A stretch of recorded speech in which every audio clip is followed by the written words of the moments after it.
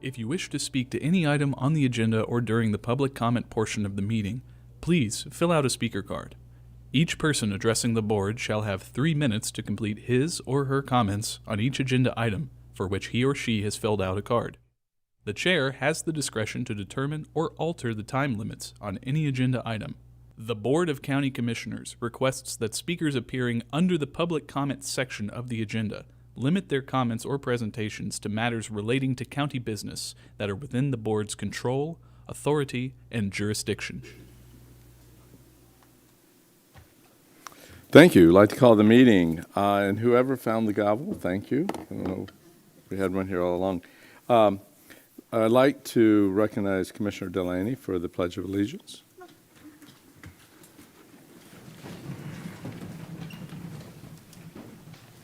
I pledge allegiance to the flag of the United States of America and to the republic for which it stands, one nation, under God, indivisible, with liberty and justice for all.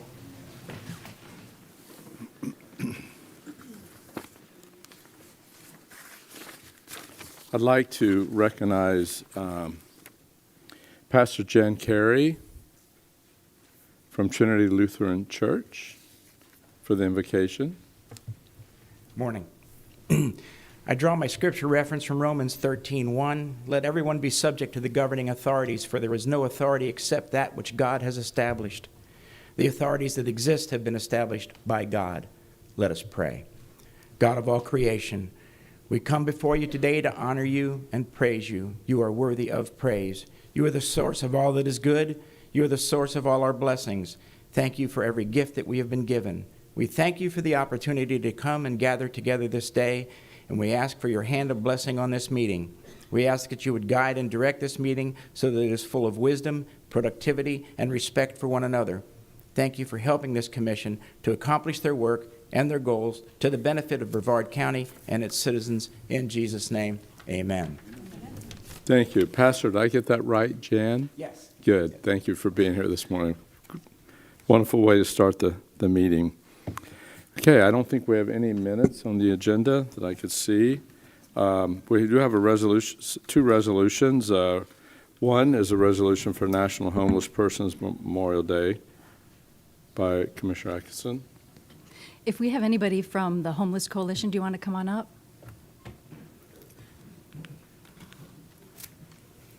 Thank you. I don't know if it's better with or without my glasses. A resolution on behalf of the Brevard County Board of County Commissioners designating December 21st, 2025 as National Homeless Persons Memorial Day. Whereas homelessness has caused or hastened the deaths of unsheltered or inadequately housed people in Brevard County, and whereas the spirit of the holiday season of giving provides an opportunity for affirmation and renewal regarding the commitment to end homelessness, and whereas December 21st, the first day of winter and the longest night of the year, has been designated National Homeless Persons Memorial Day by the National Coalition for the Homeless.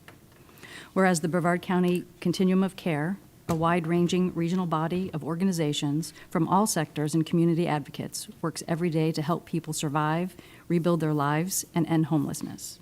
And whereas in the season of generosity and sharing, citizens of Brevard County are encouraged to commit themselves to promote compassion and concern for our unsheltered or inadequately housed neighbors. And whereas in remembering those who have died on our streets, in our emergency shelters, and in condemned or abandoned properties from ailments directly related to homelessness, the cause of ending homelessness is kept urgent, as is the collective commitment to preventing such deaths in the future. Now, therefore, be it resolved that the Brevard County Board of County Commissioners designates December 21st, 2025 as Homeless Persons Memorial Day in commemoration of those who have passed and those who currently are facing the perils of homelessness. Done, ordered, and adopted in regular session the 16th day of December, 2025.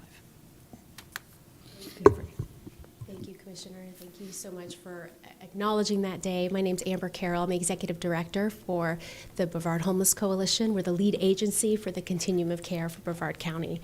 I've actually asked James Smith from my team to give us a few words. Morning, Council. My name is James Smith, and I'm the Coordinated Entry Manager for the Brevard Homeless Coalition. Joining me this morning are members of the Brevard Homeless Coalition under the leadership and direction of Amber Carroll, the Executive Director, and several other members of the Brevard Continuum of Care. Thank you again for recognizing December 21st as National Homeless Persons Memorial Day. Your continued support matters deeply, not just to us, but to hundreds of men and women and families in our community who are struggling to survive without a safe place to call home. We are here today with a shared purpose to remember the lives lost, acknowledge the progress we are making, and bring solutions we can pursue together. Because the truth is simple, no one in Brevard County should die because they have nowhere safe to sleep. This year, we lost 78 of our neighbors, men and women who died without a safe place to sleep. 78 individuals, not statistics, but they were members of our community. Our 2025 point time count tells both challenge and meaningful progress. Progress that would not have been possible without your support and leadership throughout this year. Our 2025 data showed that unsheltered homelessness fell 5% and chronic homeless declined by 11%. Even with these decreases, we still have over 1,000 homeless individuals in our county, and Brevard County remains in the top 10 counties in Florida when it comes to homeless residents. We cannot accept this as normal, not when we have compassion, leadership, and talent to change the story. Through our collaborative efforts and works with the Brevard County Jail, we conducted over 300 surveys and found that 57% of individuals entering the jail reported that they were homeless at the time of booking. This tells an important story. Our law enforcement and first responders are carrying a heavy and increasingly burden as they respond to the ripples effects of homelessness and House Bill 1365. Many of our individuals are cycling between the streets and the justice system because they have a lack of a safe place to go. We all want the same thing: safer neighborhoods, healthier residents, and better parts of our county. We know the long-term solution is safe, affordable, and permanent housing, but we also need immediate practical tools to prevent more deaths like this year.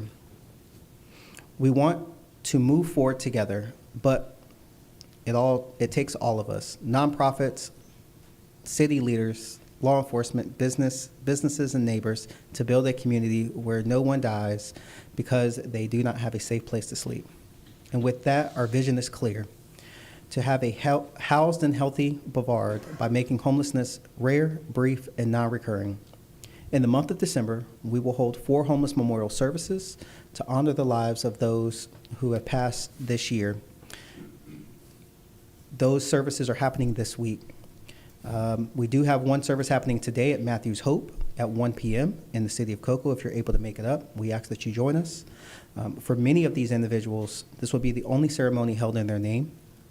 In January, we will also be conducting our 2026 point in time count. As always, your participation truly makes a difference in our efforts. City Council, I'm sorry, not City Council, you are the County Council. Thank you for your leadership. Thank you for your support that you've shown us over the years. And thank you for being our partners and helping us build a house and healthy Brevard. Thank you so much. Thank you. Thank you. Mr. Chair, I'd like to make a motion. I'll second. There's motion second on the resolution. Yes. All in favor, signify by saying aye. Aye. Aye. Opposed? Carries unanimous. Thank you. All right. I think we have a picture. Okay. Thank you. You want to? Is this all of them? There's a lot of people. There's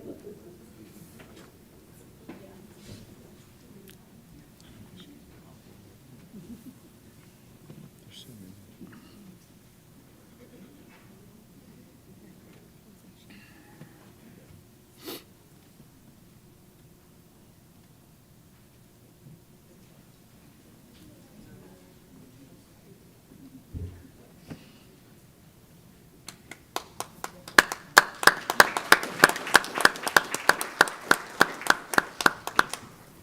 Thank you so much, and I know it's a serious, serious challenge we have as a community, as many communities across the country. We appreciate so much what you do and your dedication for those most in need. The next item is presentation and update from Parrish Medical Center.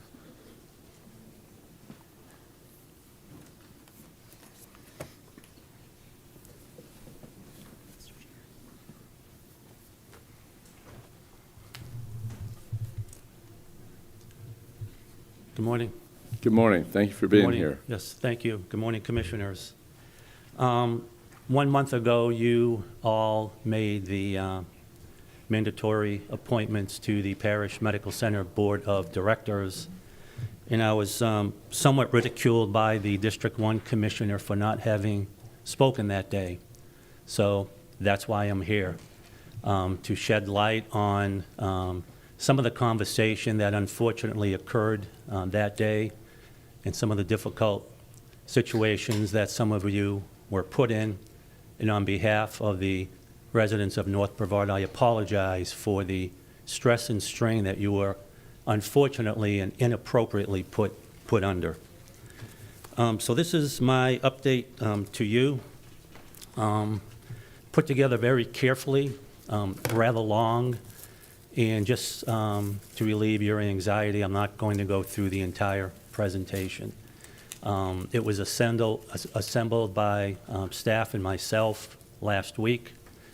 The District 1 Commissioner did give me a call and asked me what was up with this presentation today.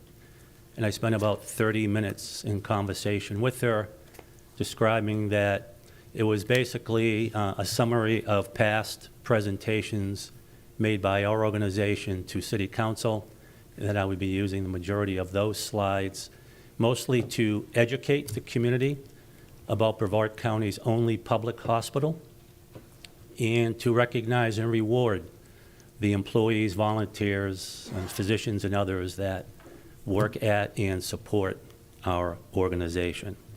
But unfortunately, constant public bullying by the D1 Commissioner against me has caused me to change my presentation this morning.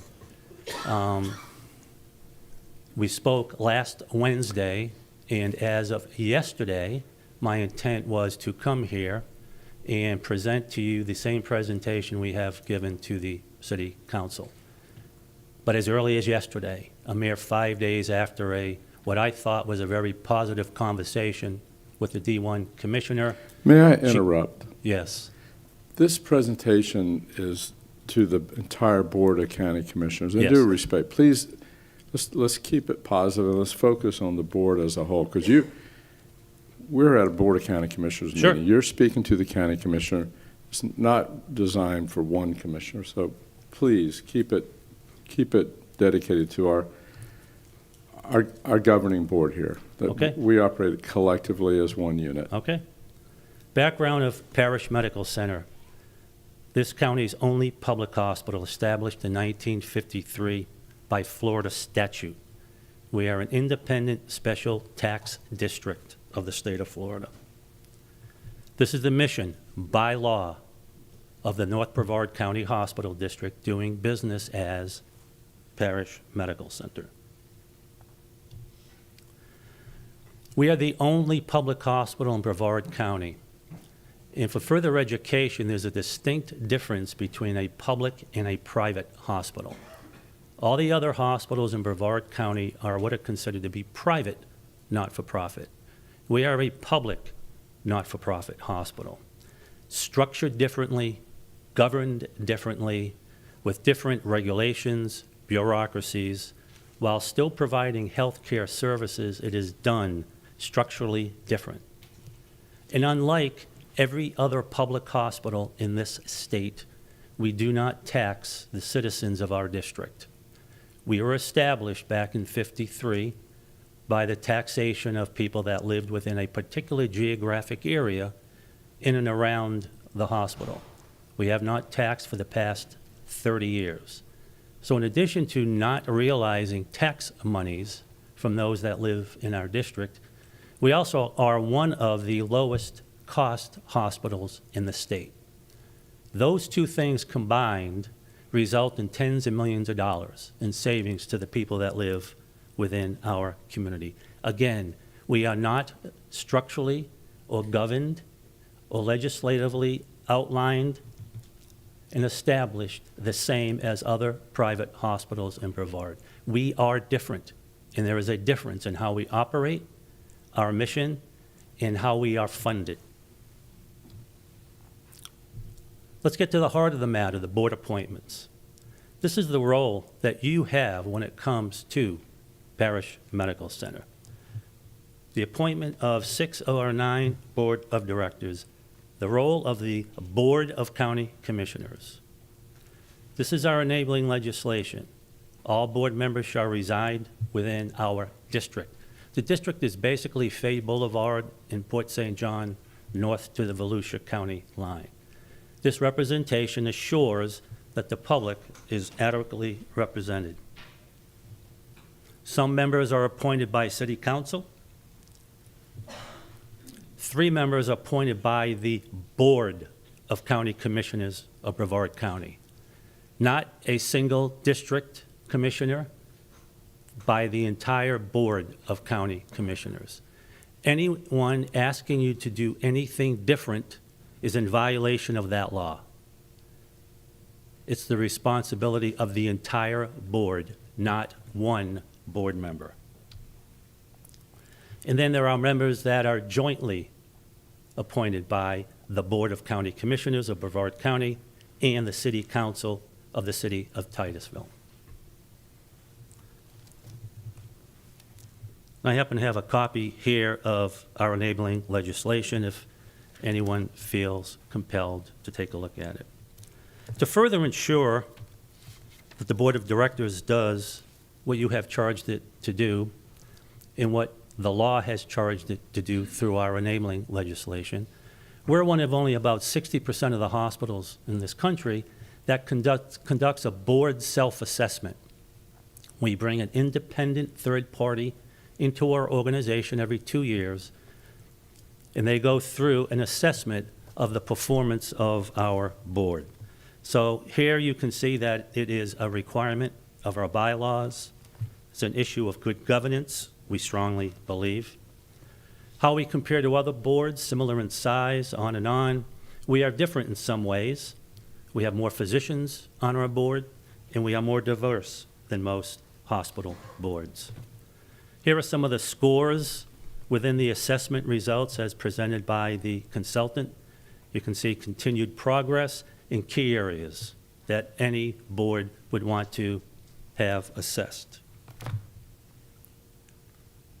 Additional results as well. Again, we are a public hospital and we are independent, drastically different. And in fact, in addition to being one of the few public hospitals in the state of Florida, we're also one of the few independent hospitals, not just in the state, but in the entire country. Imagine the challenges of being independent and public and not taxing and being the low-cost provider. Again, 0 taxes for the last 30 years, saving the citizens of our North Brevard tens of millions of dollars each and every year. Just a snapshot of some of the benefits that we have provided to people.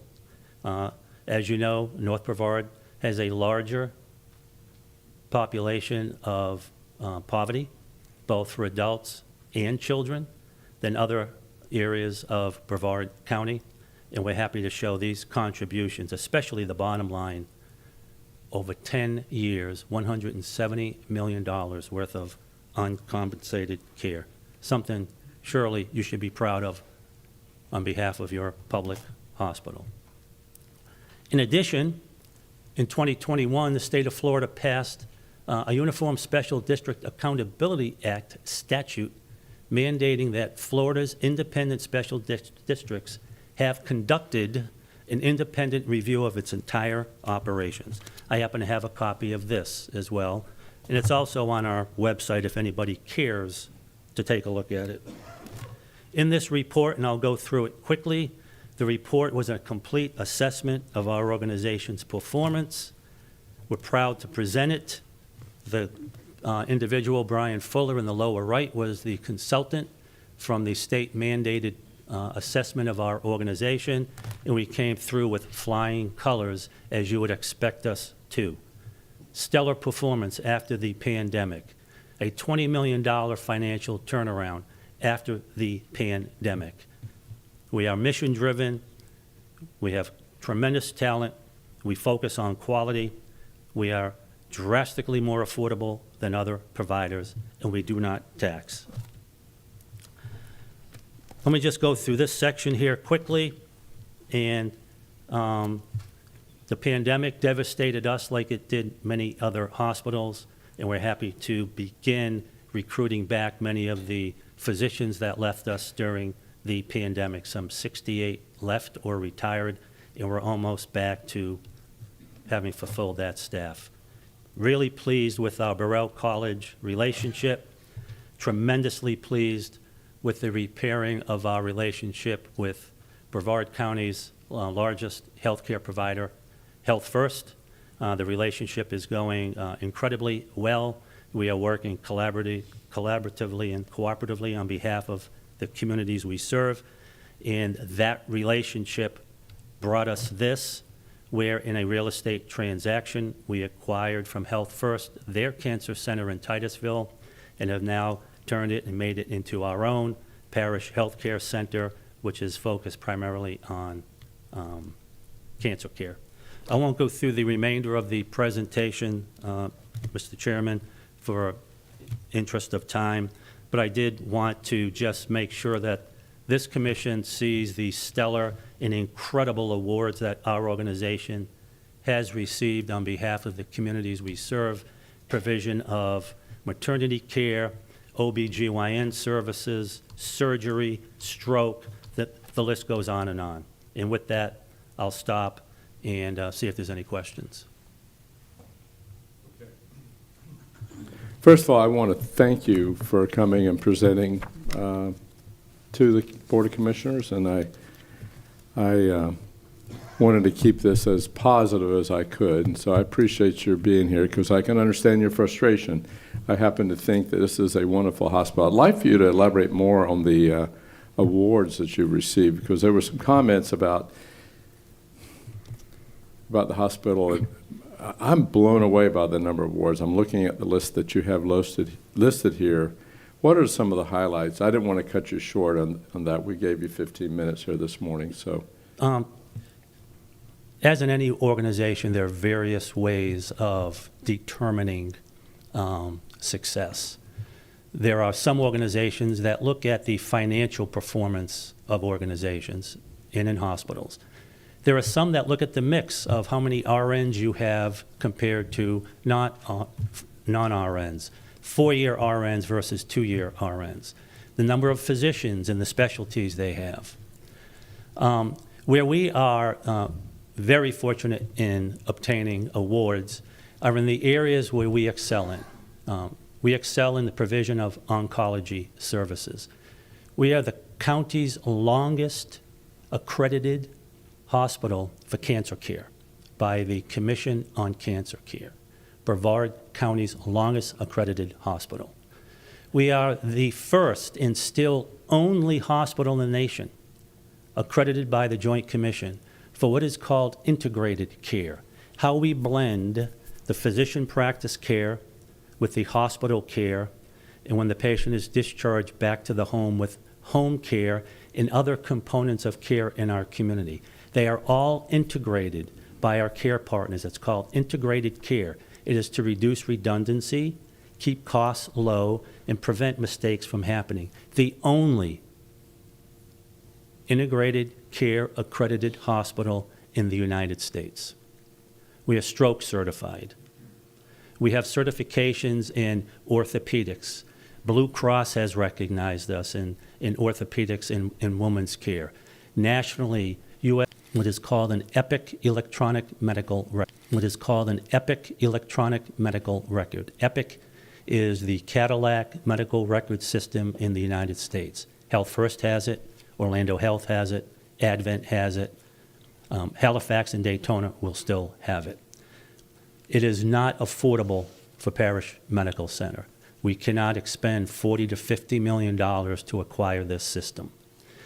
But what the system does do is using AI and other electronic tools within the system, it makes sure that your data is scrubbed and your data is clean before it is reported to federal agencies. And a recent report by the Leapfrog Group specifically stated that hospitals that use AI and electronic technology have better reporting of their quality scores. Doesn't mean the quality is better. It means the reporting is better.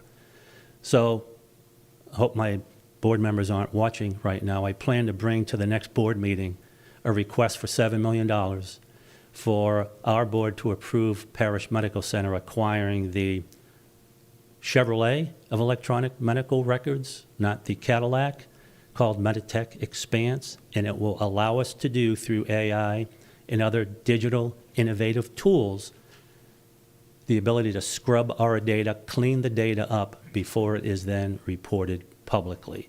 And that certainly, if the studies and the research are correct, propel us further towards earning and achieving even more awards in the area of safety and quality. Yes. Thank you, and thank you for coming today. I just want to clarify one thing, and then I have just a couple of questions.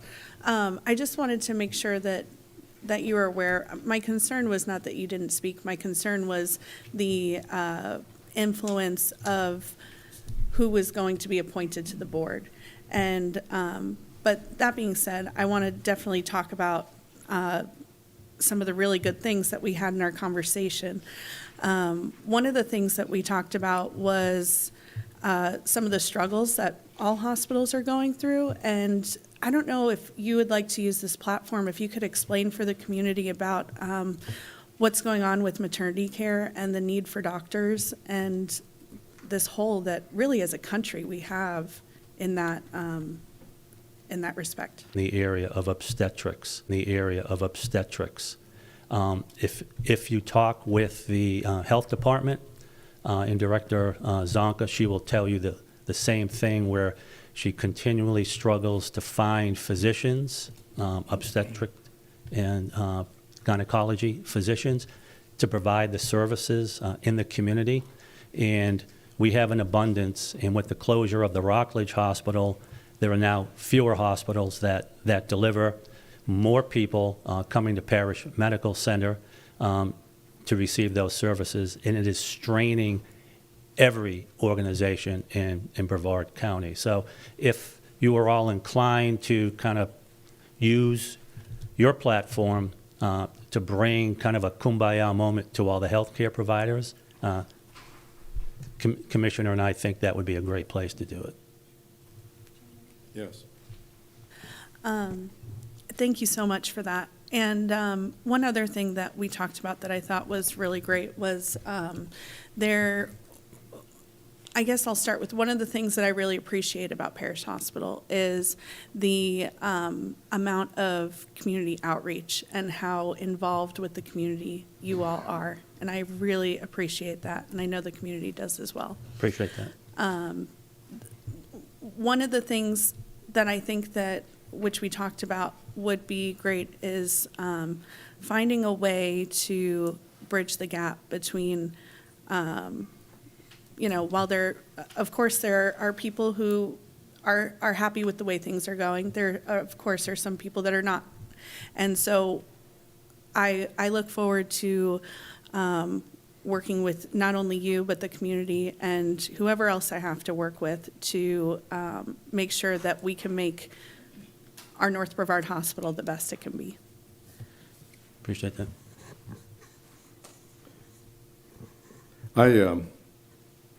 George, I want to thank you. I have to say, when we were going through the trauma of having one of our hospitals close, and it was my family's hospital, and it was quite traumatic, you were here. I think you were the only CEO. I think you were here for every single discussion that we had related to that. And I want to personally thank you for your level of support and commitment and concern. Maybe give us a little briefing of how things are going and how we're adopting and how we're responding and what problems you foresee or what needs that we may have. I think with the help of a lot of people, Space Coast Health Foundation, Health First, There's been a lot of forced collaboration. I guess we didn't have time to think about the past, and we overnight were forced to come together, collaborate, use our own community's resources to help people from another part of the county. We're all one. We all understand that. But when you're sized a certain way, our emergency department was built for 22,000 patients per year. We're currently serving about 32,000 patients a year. And that ratio is probably no different than at Vieira Hospital or Palm Bay Hospital or Cape Canaveral or even Holmes. This county continues to grow, not evenly distributed, not economically even, and not commercially insured even. So there are pockets of disparity, and there will always be kind of ups and downs within the community. But when the Rockledge Hospital closed, 15 years after I said it would, it wasn't a surprise to people. The abruptness was certainly a surprise. How the people were handled by Orlando Health was certainly a surprise. But again, healthcare people are strange people. You can visit hospital emergency departments and they look disorganized in an organized way. Let there be an incident. Let there be a hurricane. Let there be a disaster, and it is lickety-split. People know what to do, and they do it. And I think that's what triggered in the minds and hearts of people at all of Brevard's hospitals. When the announcement of Rockledge Hospital's closure was made, everybody went into disaster mode, and that clicked on, and how do we take care of patients? And I give the leadership at Health First and Terry Ford, who said nothing about money, who said nothing but anything that had to do with how do we take care of these people. And he led that charge. And Space Coast Health Foundation helped coordinate and organize, and it was just, I won't say easy because I would hate to do it again, but because that's how hospital people are trained and conditioned, it fell into our wheelhouse, and I think, and I appreciate the comments, I think it was a successful, rapid response to a very bad situation. Yes, sir. As a board, as a county commission board, and the health challenges that we face, all of our hospitals are facing, what do you see the single most important thing that we can do to help? There's a lot of things, but I'm not limiting it to one, I'm sure. But in the roles you have, assure not just communication, but collaboration. Resources in this day and age are too scarce. And for competition to spread those resources even further, for duplication of facilities in places where we don't need duplication, are a tremendous burden on the finances of people. Somebody has to pay for a new building. Somebody has to pay for all of these facilities that healthcare organizations want to plop up to make money, and all that does is increase prices. The prices in Brevard County are about to go through the roof. If you think healthcare costs are expensive now, you ain't seen nothing yet, because they're ready to go through the roof when Orlando Health opens up a new hospital in Brevard County. By far the most expensive hospital in Central Florida, and they will bring that expensiveness to Brevard County.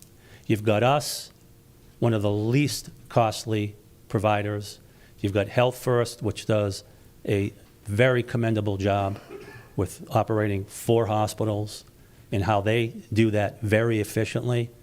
But the market is about to unfortunately change with the entry of an Orlando-based healthcare system. It's going to disrupt things drastically.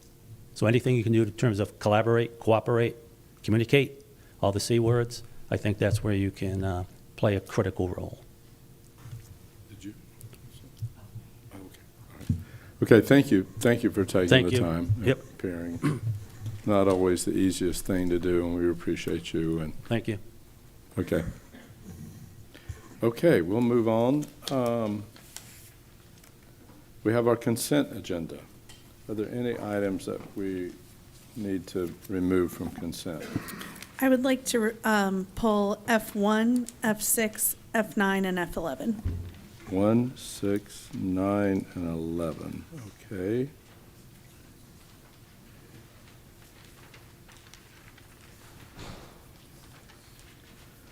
How do you want to do this? You want to pass the consent as a whole and then hear these items, or hear these items first and then pass the consent? I'm going to look to you. Since you just got through the, in the past, I think we had passed consent and then took each one of those items up separately. I suppose you could hear them and then, well, let's go ahead and hear them. and then do consent all at once, I suppose. Let's go ahead and hear those first, and in case. If I may, sir, under Board Policy 97 adopted by the board, when items are removed from consent, the board should address the approval of the remainder of the consent agenda and then address the pulled items separately after that. That's perfect. Thank you, sir. That's what I was looking for. Okay, let's have a motion on the consent agenda. Move to approve. So motion on consent, is there a second? I'll second. Second, all those in favor signify by saying yea. Yea. Yea. Opposed? Motion carries unanimously.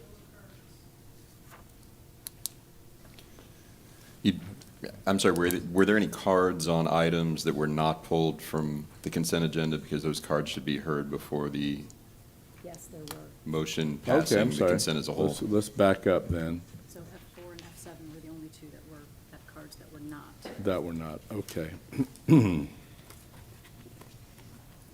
So, let's go ahead and hear public input. Or we can go ahead and hear the rest of the consent then, right? So what F4 you and would F. typically do now, I'm sorry, sir, would be to hear those public comment cards on items that were not pulled. So I think I heard F4 and F7. Okay, let's do that, all right. And then take the vote on the consent consent items that as a were whole. not pulled. Okay, got it. Thank you, Mr. Chairman. Okay, we have a public card on F4. Sandra Sullivan?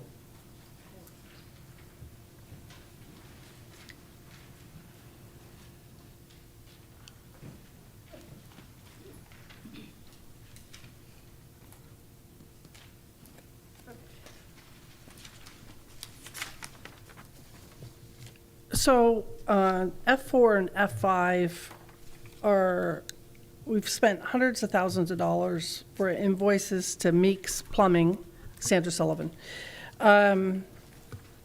during these wet events. And from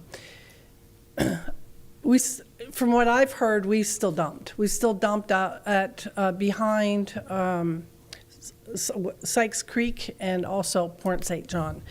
And we have some laws coming up that are going to prevent or disallow legally doing that. And so this is more, I know this is approval of these, but there's hundreds of thousands of dollars in pumping poop. And I kind of, one of my questions is I'd like to know where you took it, because so many of our sewage plants were over capacity. I mean, we have plants, many plants, 137% to 184% over capacity, which is why you were trucking sewage. But what are you doing for the future to ensure that you're not dumping with these plants that are at or over near or at or over capacity? So that was just it on that item. I do have other cards when we talk about them. Okay, so that was a good question. When we pump it, where do we take it? That's a good question. We'll have Eddie come up for your answers. What's that? Well, Eddie will be coming up to Okay. answer the question.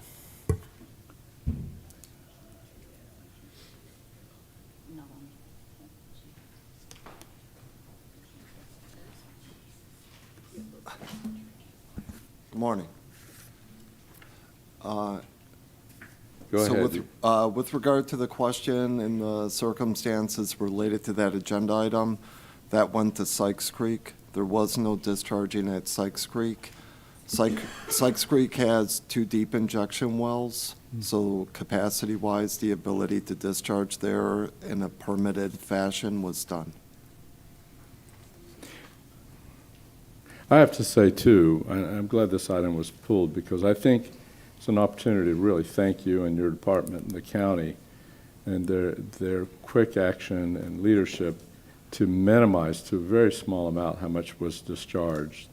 Other jurisdictions haven't been so successful, and we know we've had, say, significant discharges in these type of events.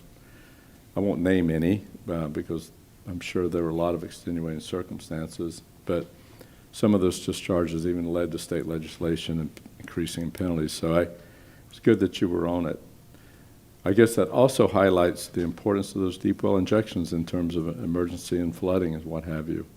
Yes, sir.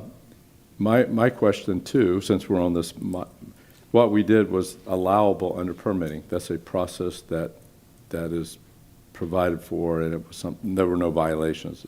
Am I correct in that? Yes, sir. Okay, good, thanks. Katie? Thank you.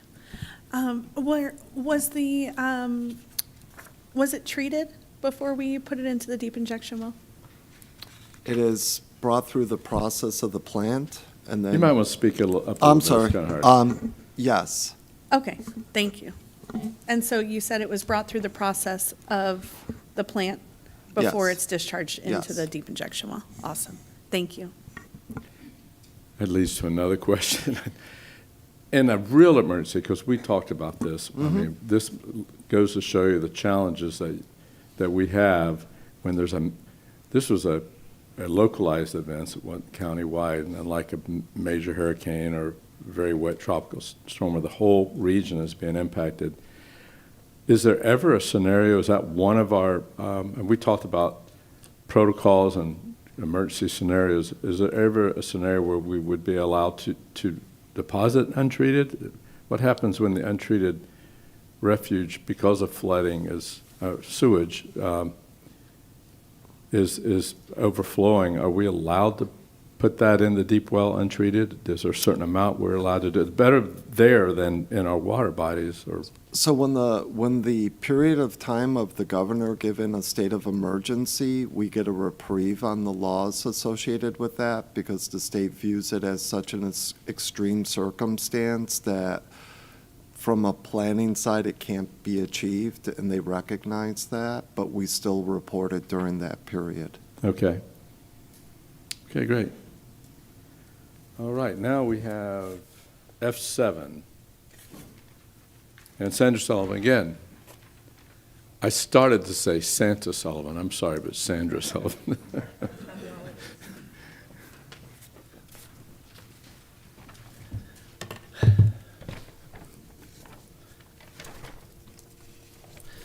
F7 is the Economic Development Commission biannual financial report. In past, we've seen where there's been the total report for the year as well, so I would have liked to have seen that. What is the Brevard County grant for $1.4 million? And I don't see a dollar amount from Brevard County on here. And I just want to say, you know, now that we've done away with embeds, we still do have our economic development department. We have very good lobbyists that we pay, so we're essentially doing this twice.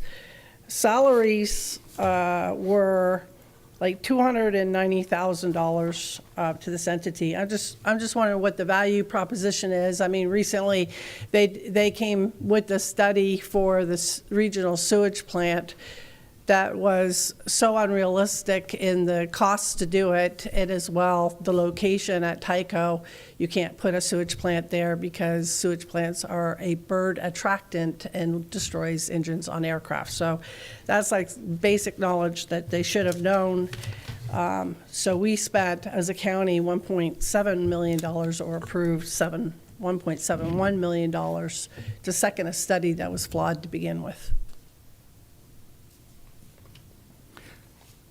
Does anyone want to respond to that, to give a response? I don't have one, but maybe why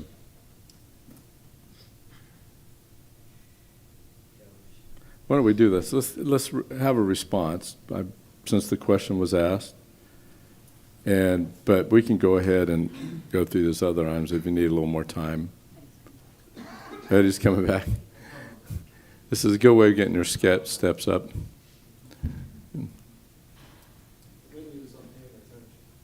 Mm-hmm.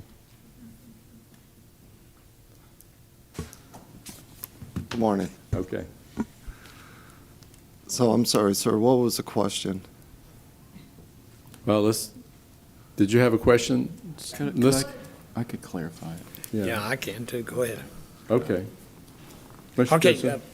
the question I think was, why did they pay for a study to put a regional sewer plant at Tyco when they should have known birds are affected or flock to poop and it ruins airplanes?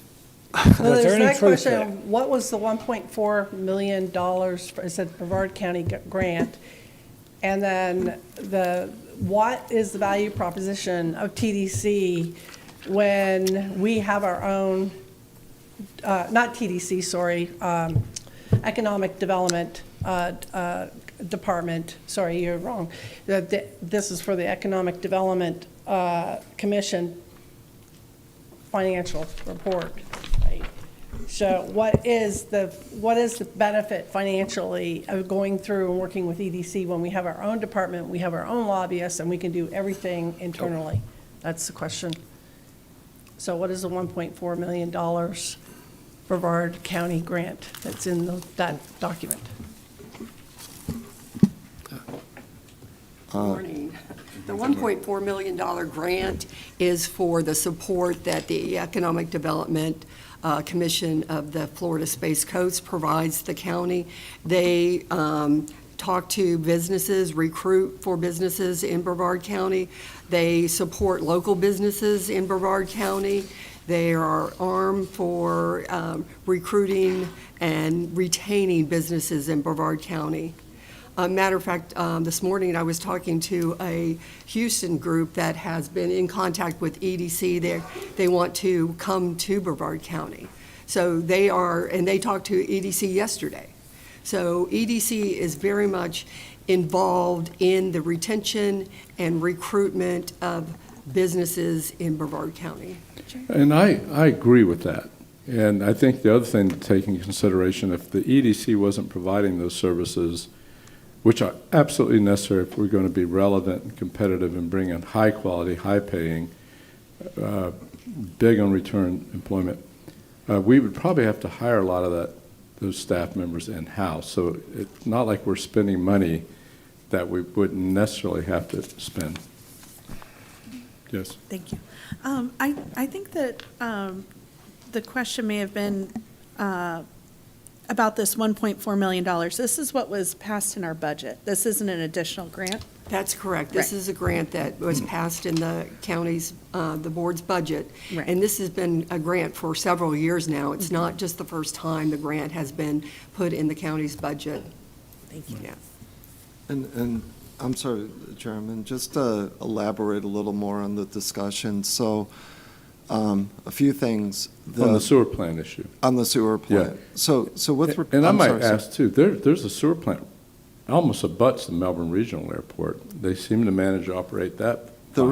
There is no, so there's a lot of effort going on simultaneously, not singular. So with regard to the study that's related to what we're calling the regional, that study is underway. We're making great progress. The benefit of that study is going to not only solidify our decision-making, but provide a document, because whether it's state or federal level, they still want a level of due diligence third party to provide that recommendation. As much as they want to believe in what I say because I work for the county is not sufficient. So we need that due diligence in order to go through that. We're looking at multiple efforts.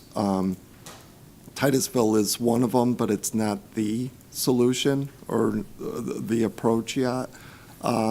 Again, I've been in contact with the leadership at Titusville Airport. The bird rule is not, as you said, Gainesville is another great example. You have to get FAA approval, which, by the way, we've already gone through the first step and submitting that to the FAA for that consideration. Okay, great, thank you. Okay, those are the two items. We do have a card card on F1, which is one of the items that was pulled from consent. So I think we'll hear that card when we have discussion on that F1 item. Now, I think it's fine. We have a motion in order for the rest of the consent agenda. Yes, Mr. Chair. I'll make the motion then for the rest of it. Second. Motion by Feltner, second by Delaney. All in favor, say yay. Aye. Aye. Opposed? Carries unanimous. Thank you. Okay, let's go to F1. And Katie, do you want to say a few things? You want to invite up the public comment first? I was hoping that we could have staff present. Is that all right? Or would you rather have the public? It's up to you. I mean, you Okay, pulled it, staff so- would be great. All right. Thank you. And then we'll have a public comment. Is this yours? All right. Morning, Commissioners. So F1 is requesting an immediate amendment to the SOIRL plan to increase the minimum cost share for septic upgrades from $0 to $6,000.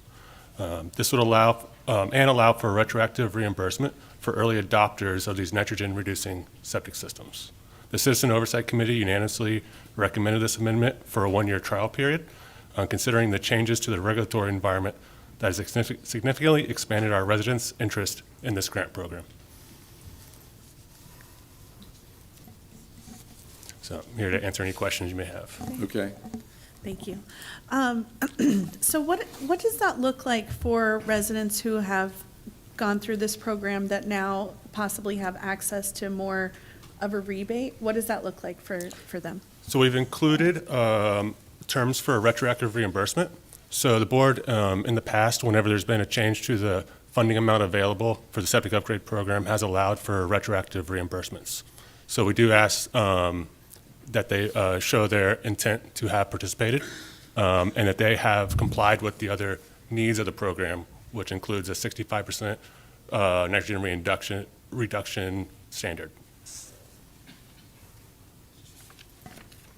And do you know how, like, what the turnaround time would look like once they put in their application? What does that look like for people receiving the rebate? We typically, concerning the application portion, we typically turn that around in 1 day. Wow. Then they have to go through the construction process, which can take a few months, depends on the market variables. And then reimbursement takes a week or two. That's great. Thank you so much. Great. Sandra Sullivan, did you want to comment?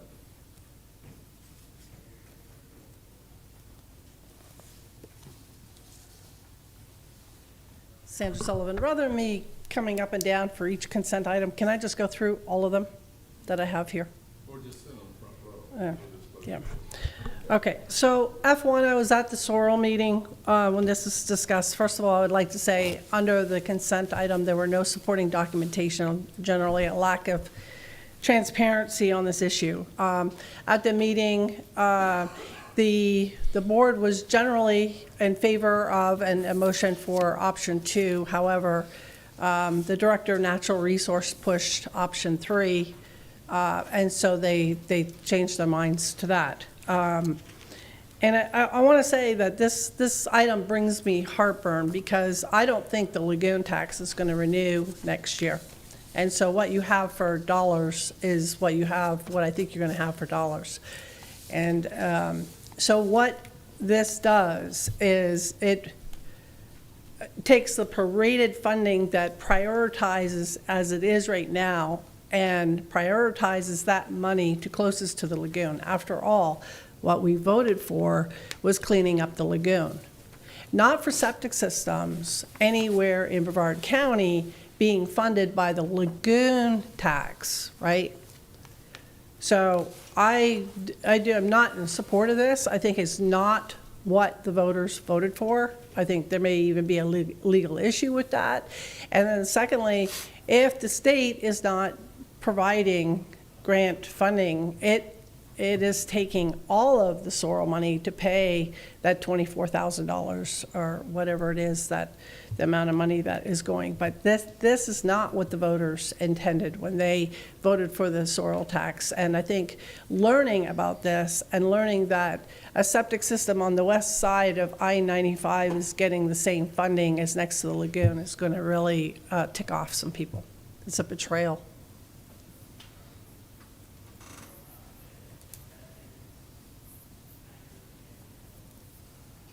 Okay, I think that's a very valid point. I think there's truth on both sides. I don't agree with the term betrayal. I think there's reasonableness on both sides, and it was a reasonable decision to try to solve a very significant problem. But I think it's a valid debating issue of discussion. Okay, that's F1. Is there any other discussion on F1? Okay, all those in favor of passing F1, say yay. Or aye? Which one? Aye. Aye. Aye. Say aye. Do you need a motion, though, We do sir? need a motion. Okay. Is there a motion? I make a motion to approve. Motion to approve, is there a second? I'll second. Seconds, those in favor signify by saying aye. Aye. Aye. Opposed, motion carries unanimously. Yes, we have actually three more. Yeah, we're going through. We're going one at a time. Okay, the next item is item F6. We don't have any cards on this. We have no cards on F6. Is there any discussion on F6? Any questions? It was pulled. If possible, if Ms. Juanita can give us a report first, that would be great. Good morning, Commissioners. Item F6 is a request for the board to approve the State Housing Initiative Partnership 2025-2026 Affordable Housing Committee Incentive Strategy Evaluations and Recommendation Report. Approval of this report facilitates our continued receipt of our SHIP funding from Florida Housing Finance Corporation, which this year is about $2.4 million. The Brevard County Affordable Housing Advisory Committee at a public hearing on November 20th reviewed and unanimously approved the incentives report.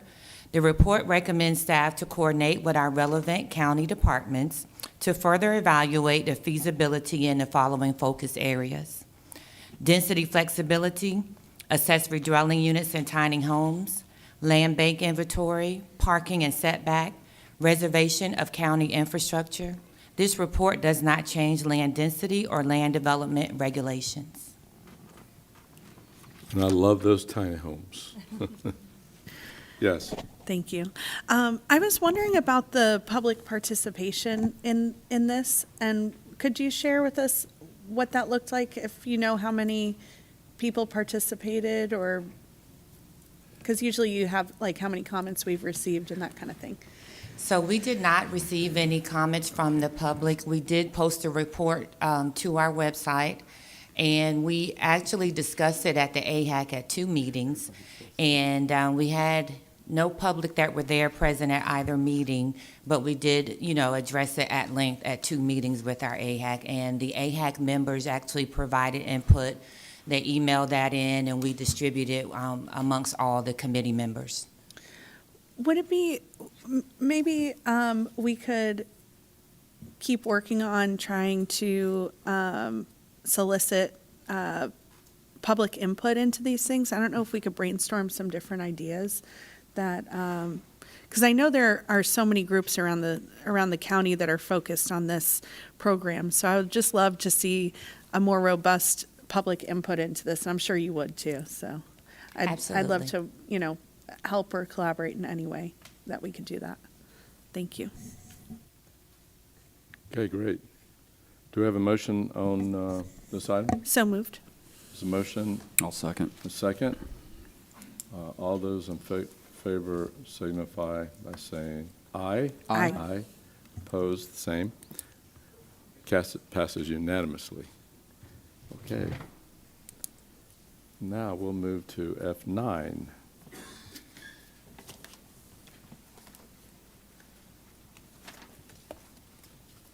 Okay.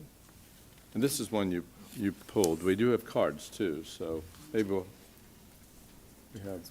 let's go ahead and hear the cards then. We have 3 cards. This one pulled a lot of cards.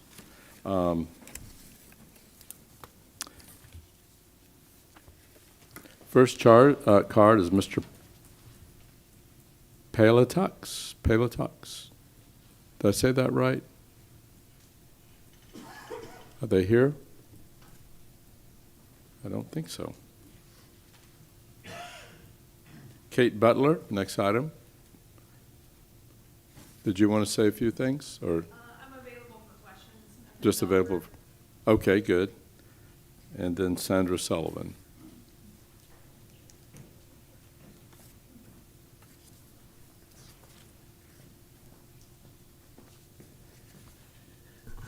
So Sandra Sullivan. So first of all, I think what we're seeing, I'm going to get to my comment just a second, with these consent items is we've normally seen these as agenda items for things that are of this nature, and I would encourage the county to go back to that. On F9, on the agreement on page 2, it says, prior to any such future sale or lease of the property, any such future buyer or leasee may demonstrate to the reasonable satisfaction of the North Brevard Economic Development District that it has appropriate financial and risk management plan. North Brevard Economic Development District no longer exists. It's been terminated, so that should be removed from the legal language of the agreement prior to an execution of that. And just while I'm up here, I'll just say I did put a card in for F5. I spoke on F4. I just want to just say, pertaining to that this is regarding to another payment for emergency services to Meeks Plumbing. There was $74,000 in trucking sewage for Sykes Creek. And Sykes Creek was at 140% capacity utilization. Therefore, I don't see how you could take the sewage there and process it through that plant. And by the way, Sykes Creek is under consent orders for putting raw sewage down that deep injection well and polluting by the county, by the tests that were done by Jacobs, polluting the surface water, the surrounding water. And I would say that there are residents in that area that have wells. And if you're polluting surface water, you're potentially harming human health. I'll just say that if that's where they put those, that by the statement, that was where they trucked that sewage. So that's a concern. Okay, that's all the cards that we have. Any questions, discussions? Did you have anything else? I did want to say something, but if Troy could go first. Oh, okay, all right. Just to introduce this item, this is a request that's coming from North American Properties, which is a real estate developer.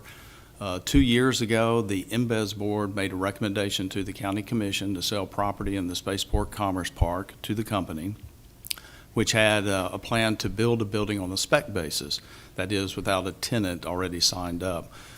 They had 2 conditions that they suggested be added to the deed. One was a job creation requirement, and the other was our typical clawback that we use, which is that they had to do site preparation activities within 2 years.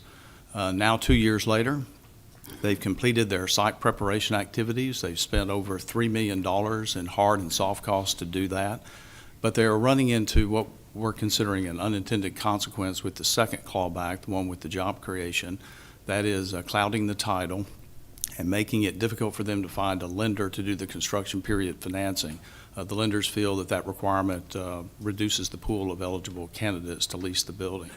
So they're coming today to request action to remove that, amend that restriction. And I might add, and I think everyone's briefed on this issue, it's a very good request. We've lost some opportunity from an economic development point of view in the meantime, so I think it's a good request. That is correct. I should have mentioned that the EDC actually did a nice impact analysis to show the benefits of having this kind of a space available We do lose a lot of deals because we don't have available industrial building space. Right. And we're also thinking that because of the size of the building that they intend to build, which is about 100,000 square feet at the park, will probably attract the tenant that will create a number of jobs, maybe 25, 50, even 100. Thank you.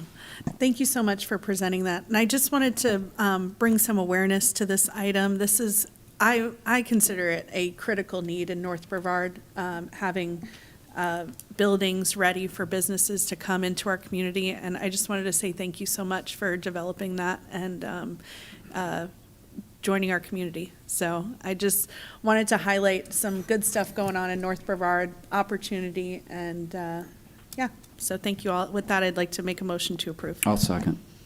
Motion and second. All those in favor say aye. Aye. Aye. Opposed, like, carries unanimous. Thank you so much. Okay, I think that's all the consent, right? No, we have 11. I have my notes right here. Okay. F11. We have no cards on that one. And Commissioner Delaney? Thank you. I just wanted to bring some sunshine onto this item because it has all of our, or not all, but a bunch of our audit reports. And I think that this is something of high public interest. And I don't know if maybe our county manager or if somebody would be willing to talk about some of the changes that we're going through with our audit situation going forward, if that's all right. Yes, Commissioner. Thank you. What you have in front of you, Commissioners, are the audit reports from this last calendar year. They've gone through the audit committee first before they're presented to you. And I got hands out or props to our audit committee. They're a pretty active group. They really go through it. They do ask some tough questions of the department and of the auditor. So it's a good process. In there, you have 3 different IT reports, information technology reports about our readiness, external, internal penetration. That's bad actors trying to get into the system, and then the library firewall. The library has its own network, so we had to test to make sure that we're protecting there. You have the 2025 half-cent sales tax Save Our Indian River Lagoon report, which is done every year, and then the solid waste capital improvement program funding. Point out there was only one finding on that one, and staff had the corrections to the report even before the audit committee saw it, so they caught real up on it. So then what you also have attached is the audit plan for 2 different organizations this year. We're transitioning from RSM and CRI, which is private auditors, to the clerk's office. So you have RSM and CRI, they're going to be auditing the IT, the same thing, the penetration reports, making sure our firewall's up, how we handle credit cards, and then they're handling the SOIRL review again this year because they've done it for a number of years. And then the clerk's office is just getting started with their, not comptroller, internal, what do you call it, internal general, auditor general. And they're going to be looking at purchasing cards through a few of the departments with the idea that they will transition to the full audit in fiscal year 26-27.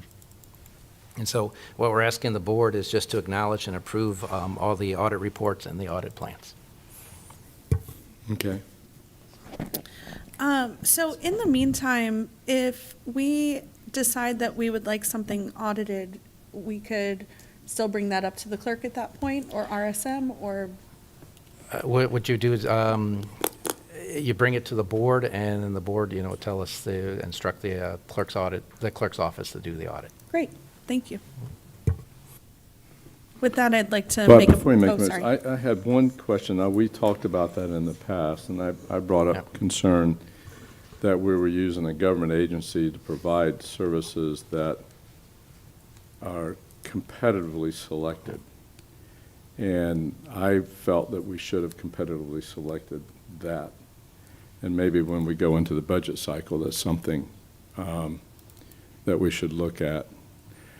I believe in competition and pulling it in-house and hiring people without public notice and competition sort of violates that premise that I have. And we did have some discussion about that. Yeah, competition is always a good thing, so Yes. Definitely be interested in that conversation. Okay. Okay. Any other further discussion? If not, we'll have a motion on the agenda item. So moved. There's a motion second. I'll second. Second it. In favor, signify by saying aye. Aye. Aye. Motion carries unanimously. Thank you. Okay. Now, I think we move on to item G.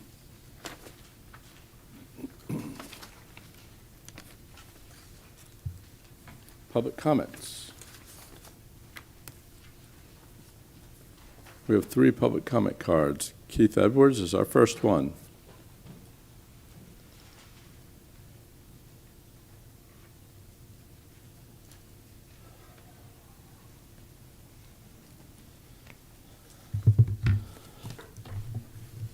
Hello, County Commissioners. First off, I'm very proud of my First Amendment rights, but with ladies in present, I will keep my tongue as straight as possible out of due respect to them. First off, I rolled everything into my one public comment not to waste your time. Parrish Hospital, it's 1 star. When you put buildings over people's lives, it's wrong. They're understaffed. The staff is great people. The buildings are beautiful. The whole 6th floor up there has been empty. We've lost the veterans, and they're ridiculous. The last one, God bless Coach Greg's heart, he went in, they gave him a few shots, and before he got home, he got his toe tag. People don't want to go to Parrish. I've been there. I've seen Parrish. I've seen our veterans sit in the hall for 2 days before they could get a room. I've seen Vieira here. Beautiful hospital, fantastic hospital. I cried when we lost Rockledge. That was a great hospital, well-staffed, good people. Canaveral. Our ladies, they want to go to Canaveral to have their children. Nobody wants to go to Parrish. I lost my own daughter in Parrish. So I'm speaking from the heart. Now, a bigger issue is development and our flooding. North Brevard, I don't know how many pieces of equipment we have up there to work on our flooding. My tax dollars have been going south. When this was a cow pasture, I helped build the courthouse. Titusville, I've seen the county seat in Titusville and North Brevard be the pearl of Brevard. I've seen this place be developed, and then you want to pull the county seat and bring it down here. And then there was the talk about let's split the county. But God bless the parishes, because we know where the county seat is and we know why.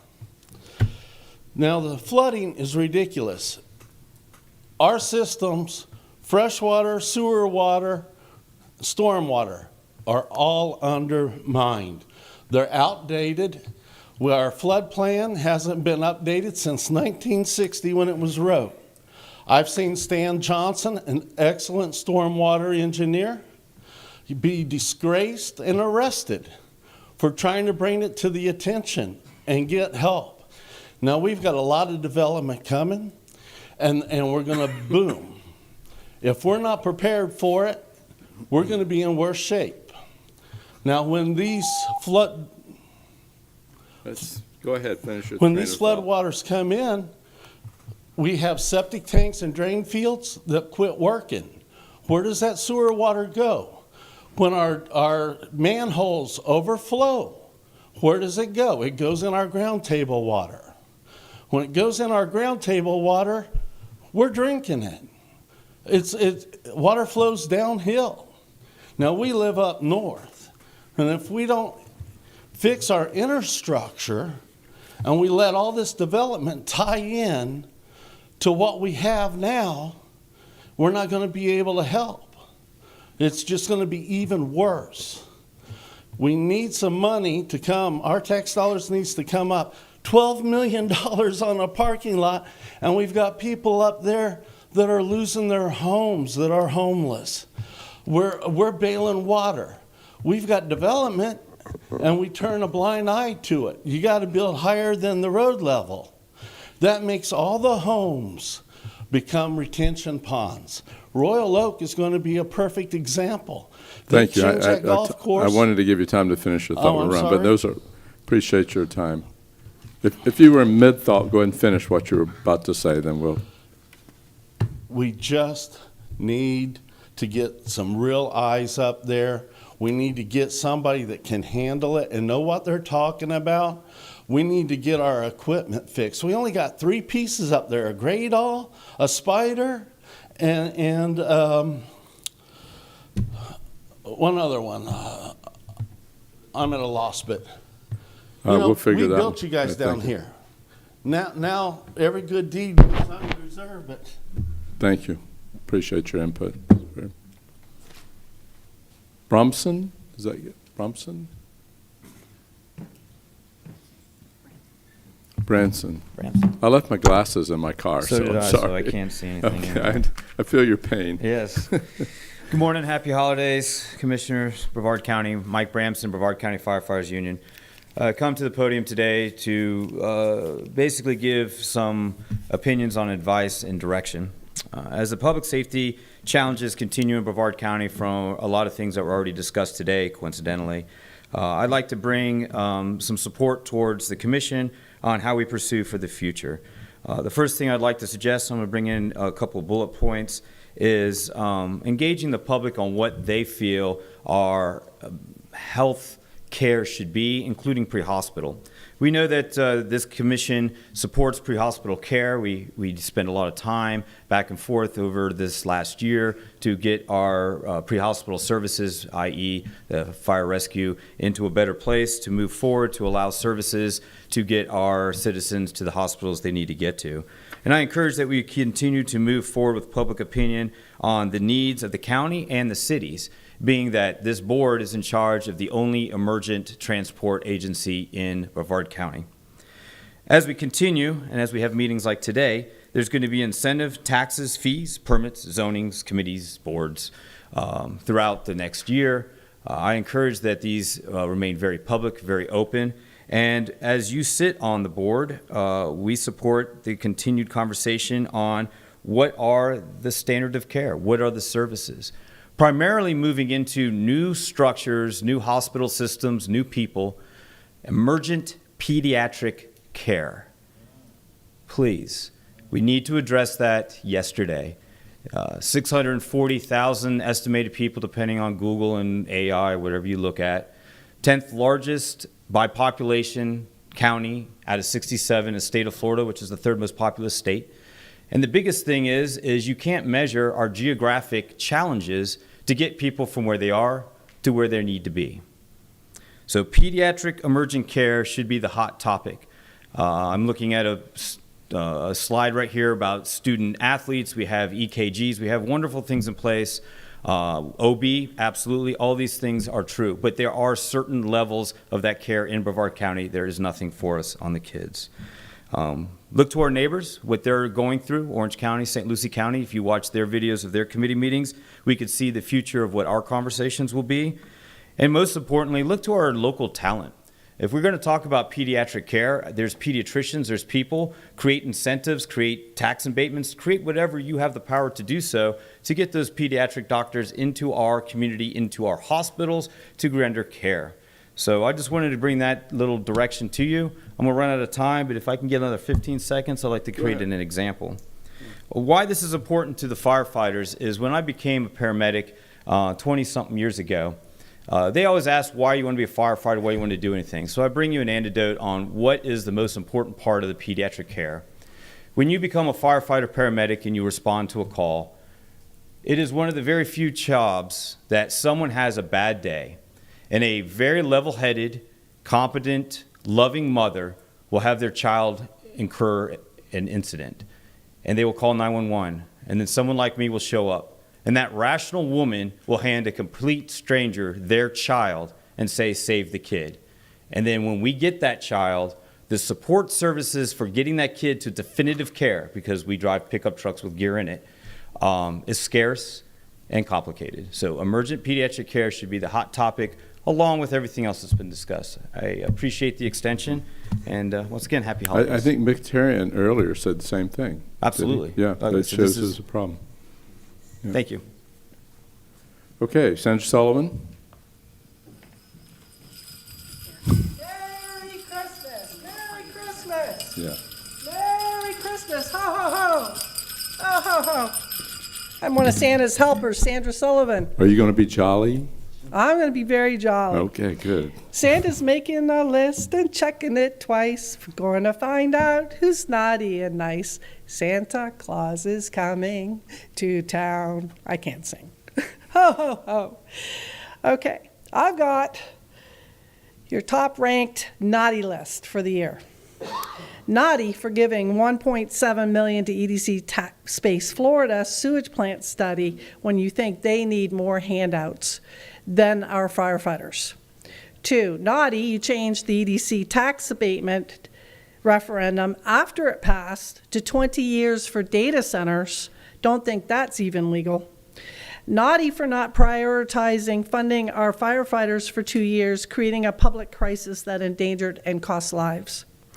Naughty for raising property taxes again while refusing to update developer impact fees that have not been updated in 25 years. Maybe you can use coal to power a common sense study on how infrastructure is paid without busting our tax cap.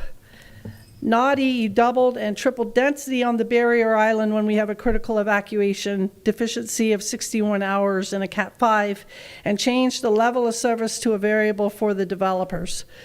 This will cost lives no matter. Naughty, with all the people flooded by rain in Brevard, you removed the density limitation on the floodplain, which will cause much more flooding and more lost homes. This coal is because you don't care about we the people. Naughty, $885 million lagoon tax where muck dredging, grass clipping, marketing, etc. is not legal under the infrastructure surtax. Meanwhile, we ignore real infrastructure needs in Brevard as the county pumps millions of sewage into it without reporting it. Naughty, you tried to give away $7.2 million to Sarno Land to Melbourne, knowing it will cost the taxpayers hundreds of millions of dollars more for muck dredging, because you absolutely have no shame. Naughty, you want to give $12.1 million for a 548 space parking garage for a developer's hotel, which is supposed to be a 300 space parking garage, 90% for the people. Santa says the coal is because you're bad for prioritizing profit over public need. Merry Christmas. May you use these gifts to light a much needed fire in you to actually represent the people in 2026. And I'm going to add one last one. Naughty because in doing what the lobbyists want when you should be making the decisions for we the people. And so stop listening to the lobbyists. They don't control you. You should be doing what's best for the people.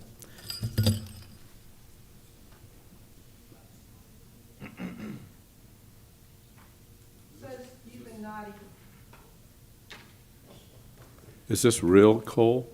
It is cool. Way to go, way to go.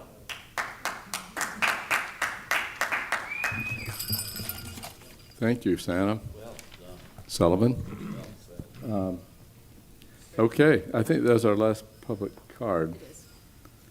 Okay, I'd like to take about a 10-minute break. We'll be back at 10:35.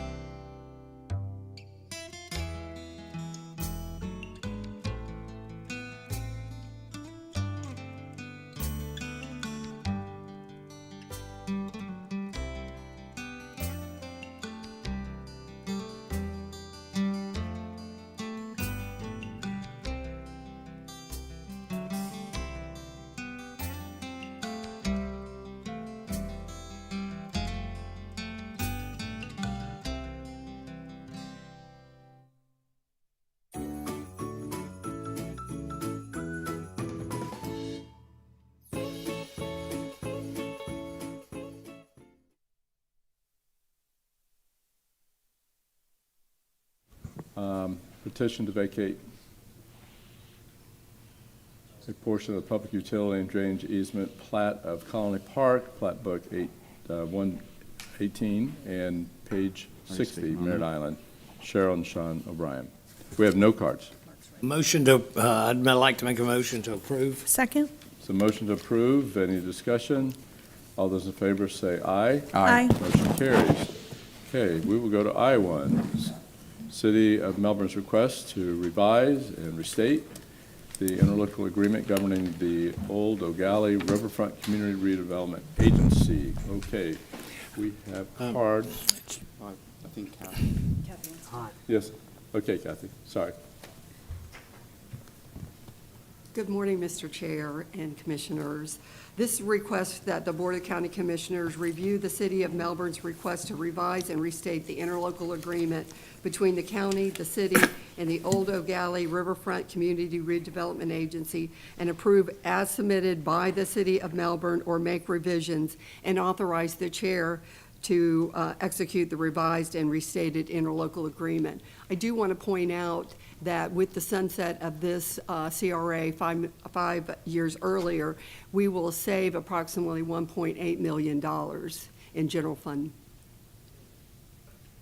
Okay, any questions? If not, we'll go. Yes, I'm sorry. Go ahead. Can you read out for us for the public what the changes are, what we're actually voting on today? What is it?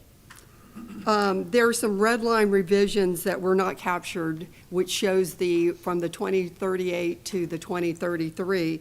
Also, they have committed to not increasing the debt service limit that was in the 2021 resolution of 6.835, so they're not going to change that. There was a typographical error in reference to 9A or section 9A to 9B, and the uniformity of language that has been added regarding the parking rates that the board asked for, and to provide all the notice requirements. And what about the years that the public can have free parking? And could you also tell us how much of our general fund are we putting into the CRA? Yes, they have committed to the first 15 years of free public parking for the 270 spaces. Also, in FY 25-26, the county is contributing $346,536 of our general fund money to the CRA. They are contributing over 71%. So we're a minor part of that. We're like 29% of what goes into that CRA. The lion's share is from the City of Melbourne. And would it be fair to say that it would be about that amount for the next X amount of years? There could be, but the only caveat that I'd have to say is the growth in that area. As the property values grow, that money will continue to grow. Now, if our property taxes continue to decline, it could be that way. Thank you. Mm-hmm. The chair has asked me just to take over this one just for a few minutes. Any other questions by the board? Commissioner Goodson? No, I haven't. Okay. So we'll go to the first card, which is Jenny Lamb, City of Melbourne City Manager. Thank you, Commissioners. Jenny Lamb, City of Melbourne. I want to thank you for the opportunity to negotiate with your county staff for this interlocal agreement. The interlocal agreement as a whole helps realize the goal of the CRA. And right now the goal, and not right now, but as was in our 2021 agreement, the goal of the CRA is for additional parking in the form of a parking garage. So the version presented in your agenda package addresses the concerns brought up by both the commissioners at previous meetings and of your staff. And our city attorney will speak later, and he can address the finer points of that agreement. But what I wanted to do today is I wanted to address some of the information that is out there in the public social media and such. And I just wanted to clarify that this revised interlocal agreement allows for either the city/CRA to build the garage on our own, or for the city CRA to enter into a private or a public-private partnership. It allows the option. So if something falls through with the public-private partnership, our city council has authorized staff to negotiate a public-private partnership. But if something were to fall through, the city would come in and build the garage because we know we need 270, 300 parking spots for downtown Gallie. An independent analysis was performed, and it determined the cost to construct a 300-space garage is approximately $10.5 million. There seems to be concern about the $10.5 and the $12 million. The difference in those, as spelled out in the agreement, is for ancillary costs, including legal costs, professional engineering design and consulting costs, engineering inspection and management costs, bonds, and so forth. That gets to the $12.075 million. An independent analysis was also performed to determine what it would cost to build a 542 to 548 space parking garage. And that would cost the construction costs alone would be $20.25 million. And the reason I give you these costs today is to show the CRA is not funding any additional parking that would be needed for the development. And so the revised interlocal agreement would be used only towards the capital contribution and those ancillary costs and the debt service for the 300 parking spaces. So we appreciate your consideration, and I'm available for any questions. Thank you. Board members, any questions? No? Okay. Our next card is Derek Gors.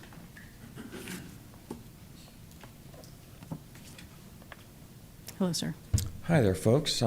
Thanks for the forum, and thanks for having me. I'm an artist and a business owner in Gallie. I have an art gallery and a cool gift shop, lots of local flavor in there, and we even have an indoor mini golf in my gallery, by the way, right now. I love EGAD. I love Gallie. I first took classes there when my folks moved us down from Massachusetts, 10 years old, 1980, 1981, somewhere in there. I started taking art classes.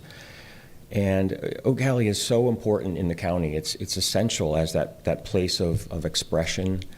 A smart friend of mine, you guys may know J.C. Stivers, she and Jimmy. J.C. described Gallie once as the soul of the county. You know, other parts of town might have more, more of this or that, but Gallie, when you lead with art, it's a place where people can express themselves, make things, learn about their community more, connect with people.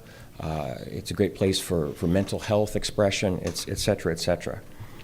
Through my art career, I've been able to travel the world a bit and see how good towns are done, see what they have in common. Gallie has an opportunity to be really walkable. There aren't that many places in the county that have that, and I've learned and been able to see what makes a place walkable. 17 years I've been involved in Gallie and on the EGAD board for a bunch of that. I chaired the board for a couple of years, did my best to wrangle the cats during those years. I've come to be really grateful that the CRA for EGAD wasn't formed at a very opportune tax time. So we didn't have a lot of money to work with from the city. The reason I'm thankful for that is it put it all really on the shoulders of each business owner, each artist, each musician to build the buzz ourselves and connect with people one moment at a time without fancy curbs some of the time, without fancy signs and all that. And I think that has given us the great result of it being really about the character and the connections and the personalities of the community. Initially, it was like just the artists expressing themselves, but you started to see more and more of the public engaging and bringing that energy. But so one event, one mural, one happening at a time. All of that buzz we knew would progress to this moment where we are now. The number one need that we hear, the number one request, the number one pain point for businesses is parking, absolutely. So we're grateful that we attracted the right folks, and you all and the city have been creative and expressed your own art of negotiation to work on this parking garage plan.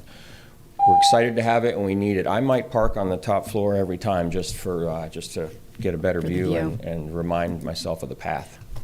Thanks a lot. Thank you, sir. Next speaker card is Jackie Haywood.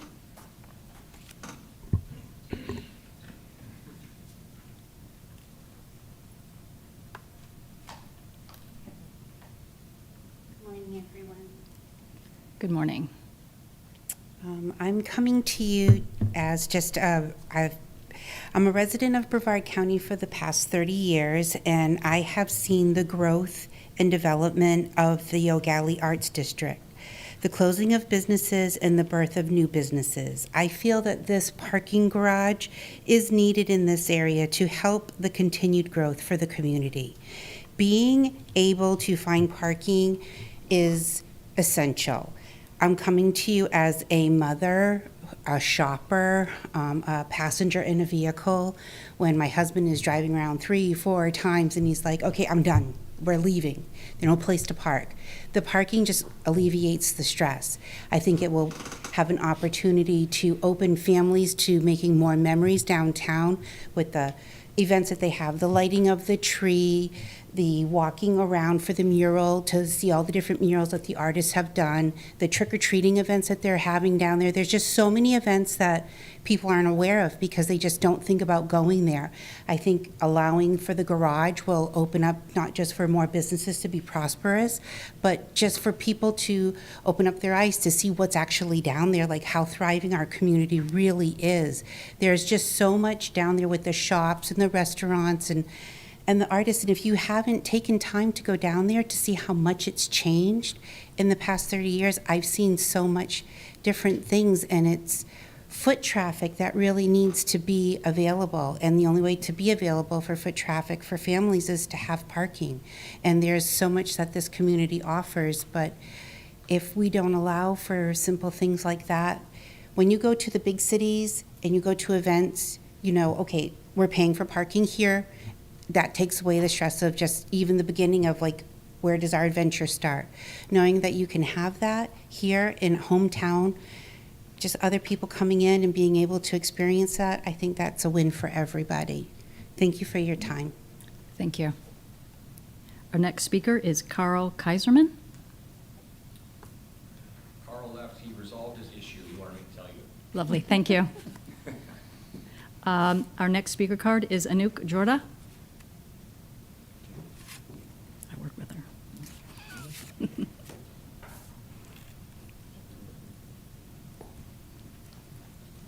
Good morning. Good morning. I came here on December 2nd. I want to echo what was said previously by the people before me, and also echo the voices of the artists that I've been interacting with working for BCA, Brevard Cultural Alliance. I've had the joy to meet several artists that grew up in EGAD, that went to EGAD Elementary School, and that want the best for this district.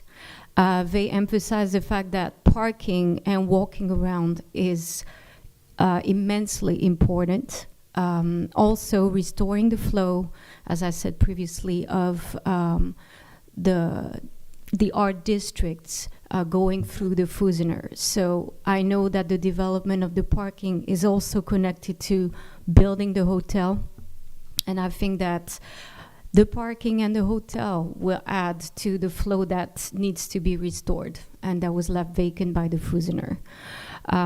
Great visions for the hotel and the parking. Once you have foot traffic and then you create a hotel that creates an art vision for the whole district, then suddenly everything falls into place. I would picture that hotel almost like an art landmark in the middle of EGAD, having maybe artists in residence, maybe curated shows, maybe something like I was mentioning last time at Aqua in Miami, where you have an art week, maybe sponsoring art festivals, There are no limits once this is put in place, but there is urgency because I think EGAT is kind of missing it, and it's been missing it since the Fusiner was closed. Thank you. Thank you. Our next speaker is Julie Kennedy. Got it. Sorry. Sorry if my handwriting is a little off. Good morning. I think it is still morning. And thank you for the opportunity to come here and speak. I am Julie Kennedy. I'm the Vice Mayor for the City of Melbourne. And I'm just here to just express, to reiterate just what has been said before you. This parking garage is going to be a game changer for downtown Gallie. I frequent downtown Gallie, and sometimes I take an Uber there because there is no place to park. If I had a place to park, I would go there even more often. And I think in bringing more people down, it would bring more businesses to the downtown Gallie area, which would then increase the tax base, which then would get you, the county, more money. Because that's what we want, right? We want more money so that we can balance our budget, we can put more money into roads, put more money into fixing the flooding problems and all those other things. But I think this here is a way to bring more people down, more businesses, increase that tax base, and really be a benefit for the entire county as well as downtown Gallie. So I'm asking for you to support this project. Thank you. Thank you. Our next speaker is Sandra Sullivan.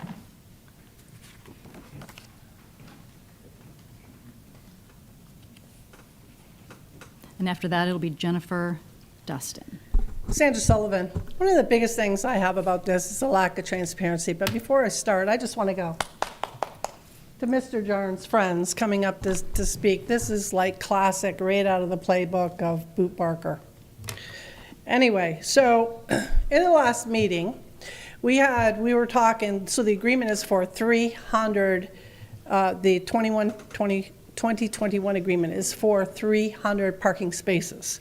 But in the last meeting, they were like, we just want to secure just say it'll be this many parking spaces, 270. And there wasn't, and somebody said, how many spaces is it going to have? Oh, we don't know. Baloney.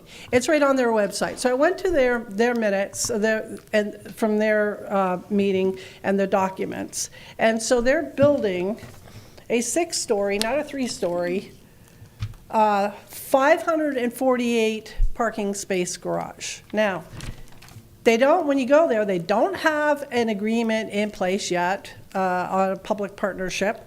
And in fact, the grant the CRA application is actually for the hotel and the parking garage, which is interesting. So I'm going to say this: you just got burned with $2.7 million on the Titusville Hall of Fame by entering into agreements when there wasn't even a design done. So this 10.3 million for construction, the rest is to design it on the CRA. Now, you want to talk about save money because we have an infrastructure crisis.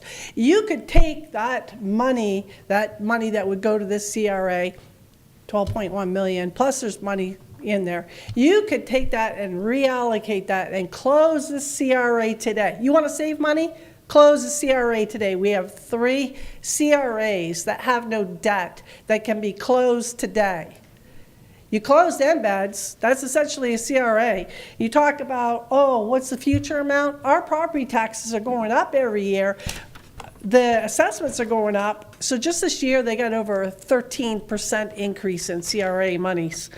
I'm going to say, the applicant, MHH, has applied for financial assistance for the proposed 160-room full-service hotel and adjacent 542-space joint-use parking facility in the Gallie area of Melbourne, Florida.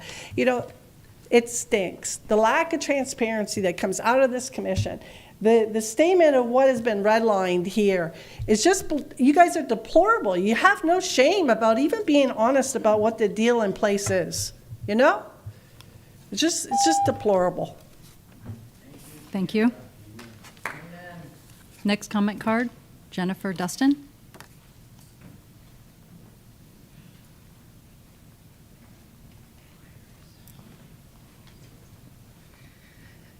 Good morning. I'm coming to you as a resident of Brevard County and of Melbourne. I just have to say that I love being able to go out and do things in the county and do things in my neighborhood. One of the reasons that I love living here is that there are lovely things to do. We have beautiful weather, we can walk around. And as Mr. Goris was saying, I have lived abroad for many years in different towns, different cities where it's nice to walk around. Gallie does have the unique potential to be an amazing walkable area for us. When we have the hotel built and we have places for people to park, we're going to bring visitors here who are going to spend their hard-earned money. We're going to have our people that live here who are thriving with their own businesses in Gallie and around, who will spend their money, and all of that money will trickle down. You have to have people to be able to shop in their neighborhoods and to be able to have their businesses thrive, to support the locals that need different services and infrastructure. All of it rolls. With regards to having the parking garage, I can also speak to you from an Gallie Rotary Club member. One of our major events that we have every year is the Rocky Water Brew Fest.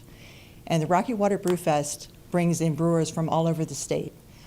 We bring in about 4,000 to 5,000 people to come and participate in the event. And the tickets, all the ticket sales, all of the money that we make at that event goes to local charities, 100% of the net proceeds.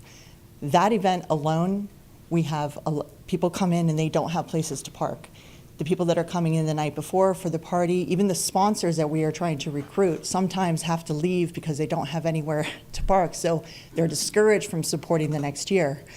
It would be an awful shame for people to lose events like this and other events that could be had in Gallie and around because of lack of parking.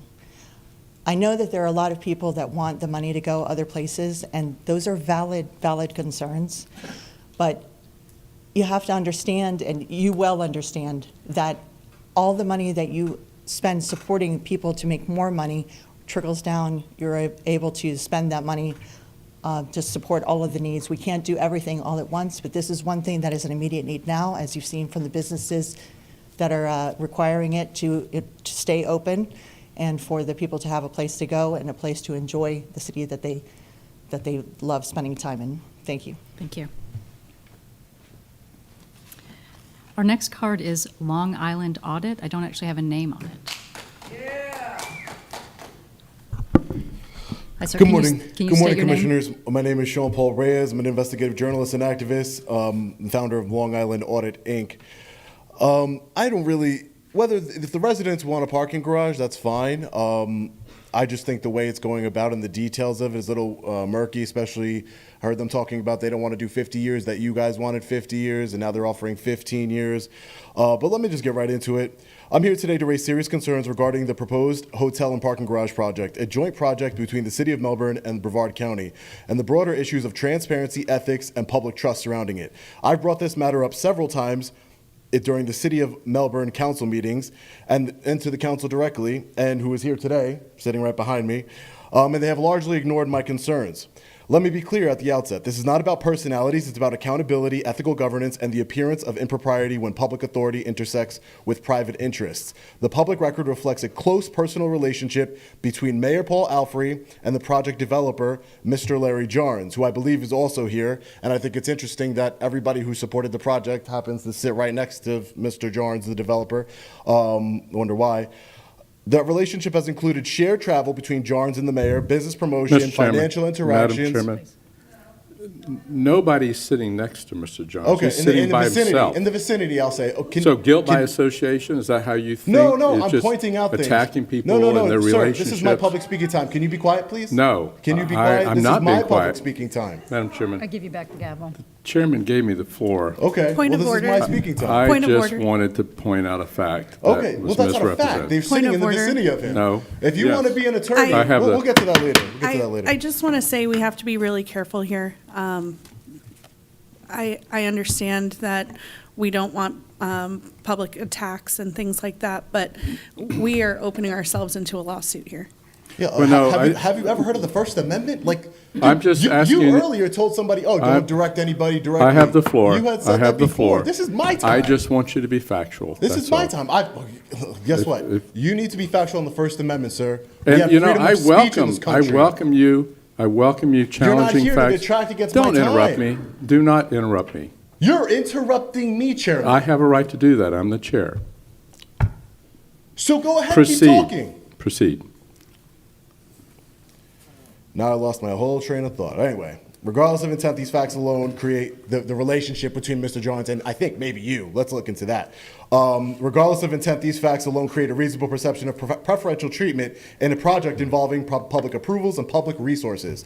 What deepens that concern is despite the relationship, Mayor Alfrey has repeatedly voted and signed on governmental actions directly affecting Mr. Johns' interest, including but not limited to zoning decisions, contracts tied to this very project. Ethical standards exist for precisely these situations. Recusal is not an admission of guilt. It is a safeguard meant to protect the public confidence. When recusal does not occur, the integrity of the process itself is put at risk. This project is not isolated. It appears connected to a broader pattern that warrants scrutiny. Based on the facts and records I reviewed, it appears Mayor Alfrey is engaged in criminal activity, and I understand that these matters related to this conduct are currently under the review by the Florida Department of Law Enforcement. I am stating facts that taken together raise legitimate concerns about overlapping personal relationships, public roles, and financial benefit. For example, the mayor's private roofing company received federally funded payments through Habitat for Humanity, an organization whose local director, Anna Terry Berry, is publicly documented as being friends with Mr. Johns' wife, Jeanette Johns. Yeah, I'm when going to ask. public officials participate in decision-making, excuse me, I'm talking, Chairman,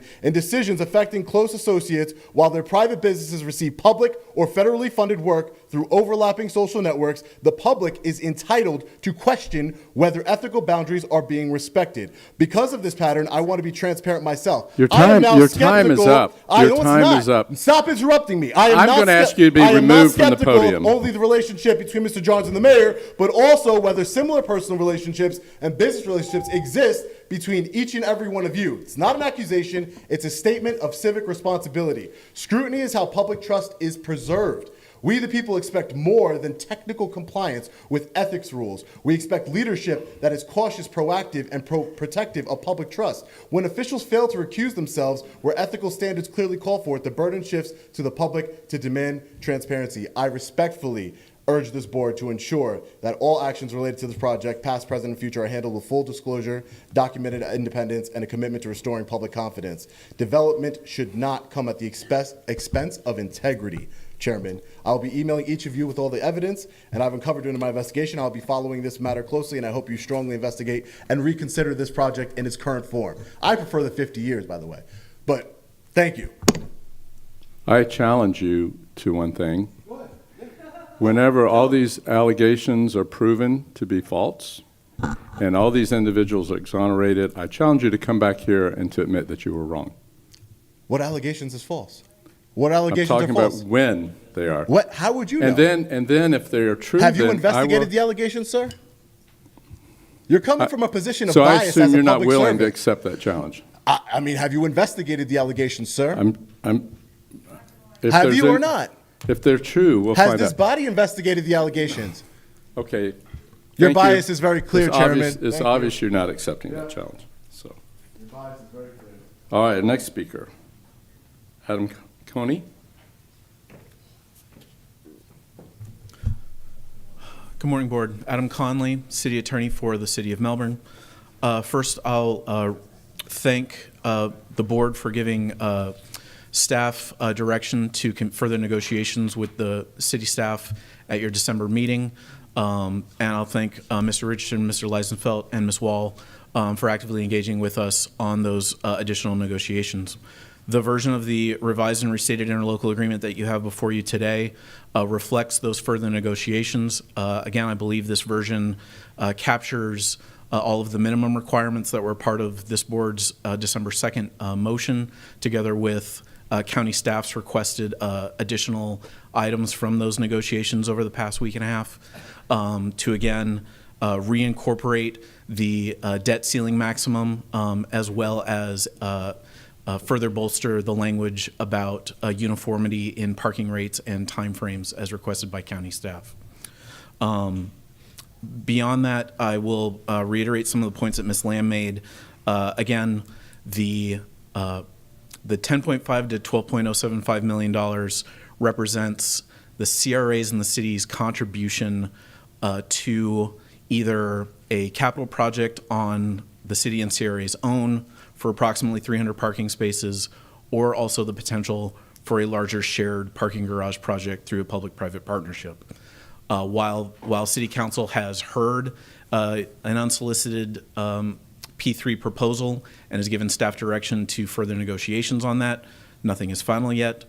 And so, again, both options are still available and feasible for the city.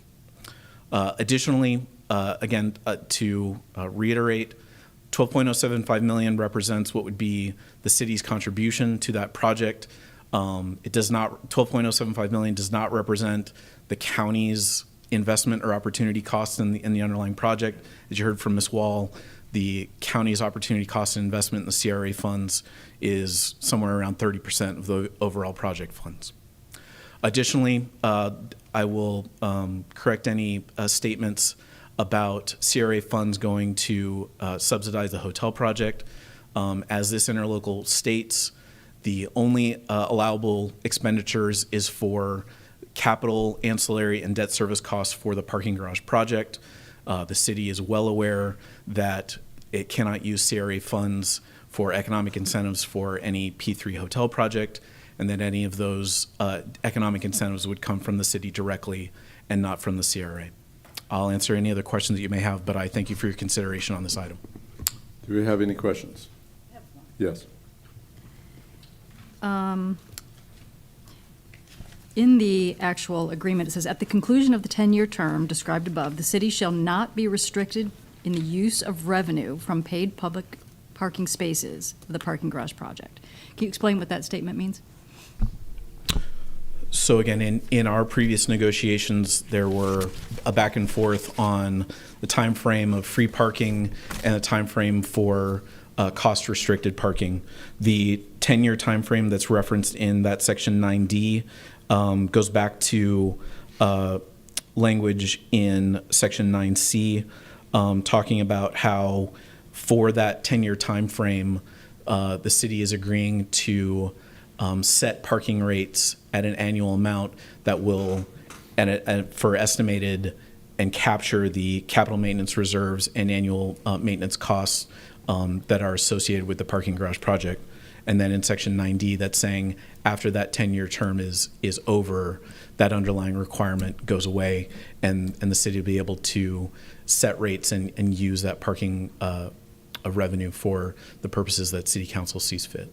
So after these 10 years, the City Council... And technically, it's after 25, right? Because the first 15 years Right. is the free period. But yes, after that 25-year period, then it's giving a future City Council that freedom to do whatever set, they want. Correct.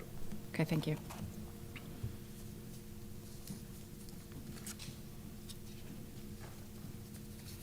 If there isn't anything else, thank you for your time. I have a question related to that question, and that's after 10 years. But if both parties agreed, that could be changed in the future.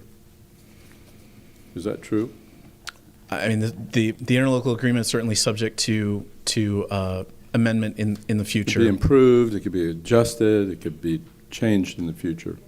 What we're trying to get is an agreement so this good project can proceed. And the version that you have before you was approved by both the CRA and the city at its December 9th meeting. Okay. You're an attorney. Yes, sir. Do you see anything that's being done illegally here? So individual ethics issues of individual elected officials is not really within my purview, right? But to date, the city has gone through its public-private partnership process pursuant to Florida statute and our own ordinances for application, consideration, and the review process so far. It hasn't been finalized yet.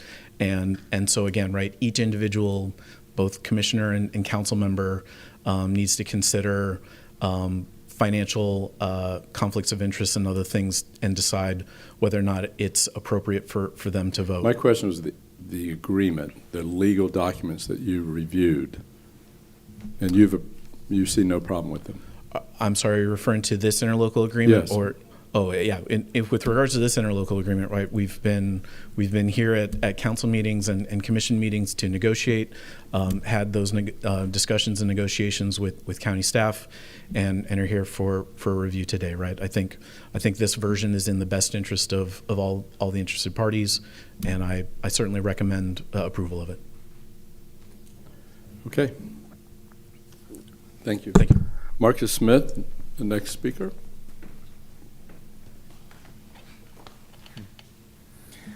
Good morning, Commissioners. Marcus Smith, Melbourne City Councilman. So I wanted to touch on something a little bit different. So I'm retired military, and I arrived here in Brevard County in 2010. And when I retired, you may know they give you an opportunity to leave and go to another city. But there's a reason why I chose to stay here and why I decided to run for office here. And that was because I saw the potential, I saw the quality of life.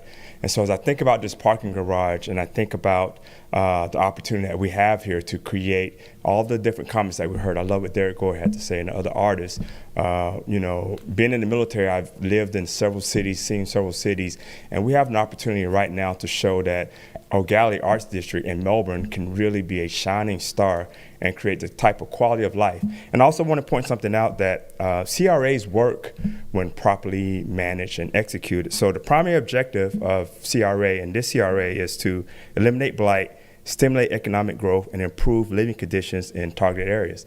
That's exactly what we're talking about here. So with this parking garage and the hotel that can be built right here, and just the type of catalyst of energy that it brings, it's going to be hard to sort of capture that. So sometimes when we have these moments in life that, we consider all the factors that are involved, and there's been a lot of negotiations back and forth, and I love what the city attorney just stated, that we're looking at an agreement here that could be a win-win for both sides. So I would like to recommend that you all support this initiative, and that as we continue to move forward, that and we look back from this moment here, and we say, look at what we've done, look at what we've accomplished, and now Gallie Arts District and all of the tension and energy that was there before, but look at what we've come and what we've done now. So thank you.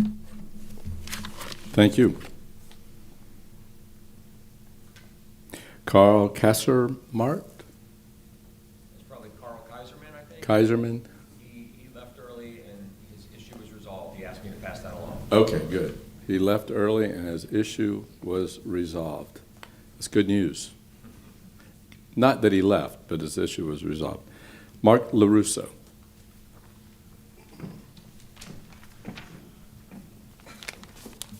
Good morning, Chairman, Commissioners. I'm just here to clean up a little bit here, just to let you know. Mr. Chairman, you mentioned Melbourne. You want to lift that up there, Mark. And I tell everybody else to lift it up too, So you mentioned Melbourne Regional Airport. It's Melbourne Orlando International Airport. So we have tens of thousands of jobs that are coming into that area. I'm the vice chairman of that board, so I see what's in front of us. I see what's happened over our shoulders, and I know that we're just bound to great things there. So when I say that, and I mean that we're going to get an influx of engineers, professionals, very high-grade type of professionals. They're going to seek out places like Gallie. They're going to seek out places throughout your whole county. And I don't see this as giving something to somebody. I see it as giving back to our constituency. This is what they've worked for. This is how hard they've worked. And I've represented this district from 2004 to 2012, was convinced to come back again in 2018. I'm glad I did. I get to talk about this, and have represented Gallie those whole times. I also represent, my district goes over to the beach side, and all of the property that is within the Melbourne border over beachside, 6,000 strong. Where do we go? We go to Gallie. It's just a standard of life. Either there or Bunky's next door. Either one of the two. So all I'm asking is that you keep in mind for the future, again, it was a good point that this agreement can be negotiated anytime, anywhere, with any amendment, positive or negative, whatever we look to see to happen.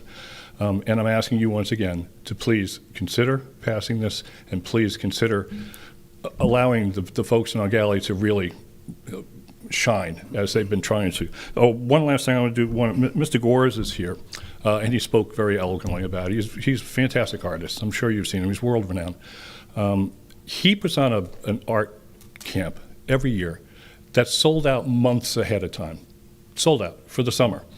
My 2 grandchildren go to it, and they're right in line on the wait list. But also, he offers scholarships to the less fortunate as well, too. That's the kind of core of people that are in downtown Gallie. That's the kind of core that has grown this CRA, this hometown, this Americana. We had a tree lighting event Friday. It was December 5th, I think it was. And there were thousands of people there, children and families and elderly, like myself, and that sort of thing. So anyway, again, 5 seconds left. Please, if you have any additional questions, any additional concerns, please reach out to us and ask us. We're here, and we're here in force. So any questions for me? Great. Any questions? I have questions for Yes. staff. Is it okay if I ask staff questions? Well, let's finish public hearing, then I'll recognize you first. Thank you. All set for me? That's it. Thank you. Thank you. Thank you. I appreciate your time. Okay, that's all of our public cards. Commissioner Delaney. Thank you. I was wondering, Kathy, if you could tell me how much has Brevard County put into the CRA since this agreement? Since this agreement? Since the parking garage became the last project and that was all we were funding? I have through 2023, and we put in 1.2 million. A total of 3.9 million has been allocated to the fund,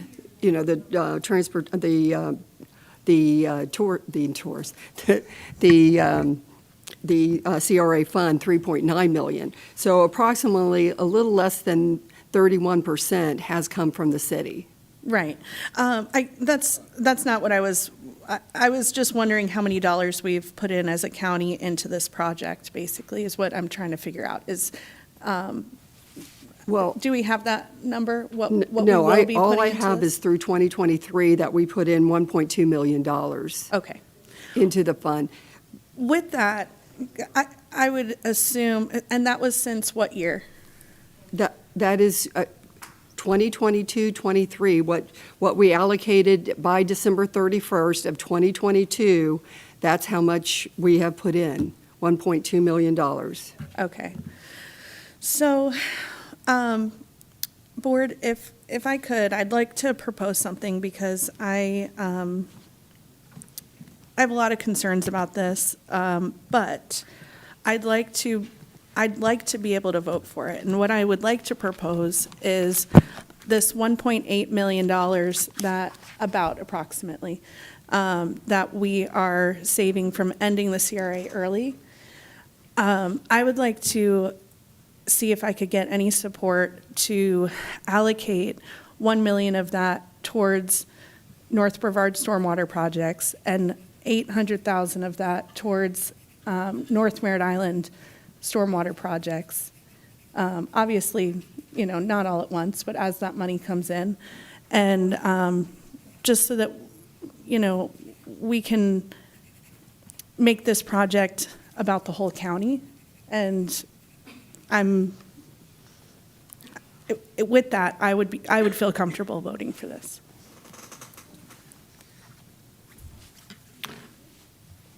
Is that legal to take money out of a community redevelopment agency? I mean, this is money that was created as a result of the CRA that we created. I'm not advocating taking the money out. I'm saying that the years that we would be contributing, that we're now going early, that money stays earmarked for stormwater projects in North Brevard and North Merritt Island. I would think we'd have to wait till this ran its course, till the, I mean. Yeah, go ahead. If you want to make a motion, I go guess, ahead. Morris, would that be something that we could do? Not directly. There'd be a number of steps that would be required. Obviously, it contravenes the existing interlocal agreement between this board and the City of Melbourne. That would have to be addressed. Plus, the board isn't operating currently as the CRA and doesn't have authority to make that decision at the moment. Conceivably, there are actions the board could take that could possibly get you there, but we'd have to look at that. Would it be amenable to say, to make a motion to approve this with that caveat of working towards earmarking those dollars? Is that something we could do?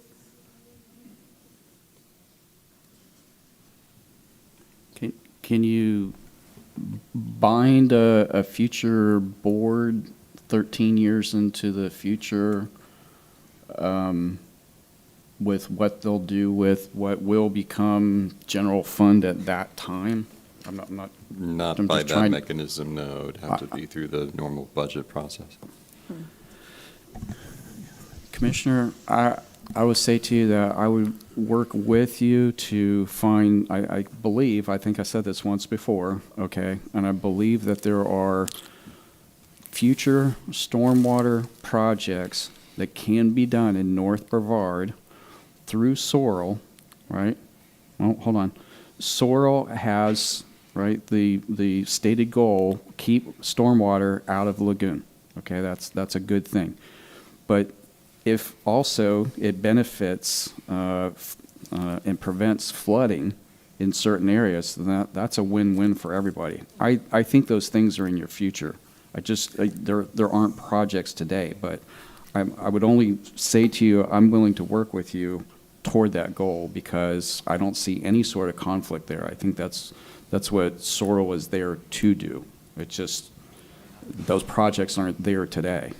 Are you talking about the possibility of us as a board looking at our current plan and those dollars that we have now? I would do that with you. I think I've talked to staff in natural resources and have asked this question before, and there are dollars in the bank today that just don't have a project attached to it.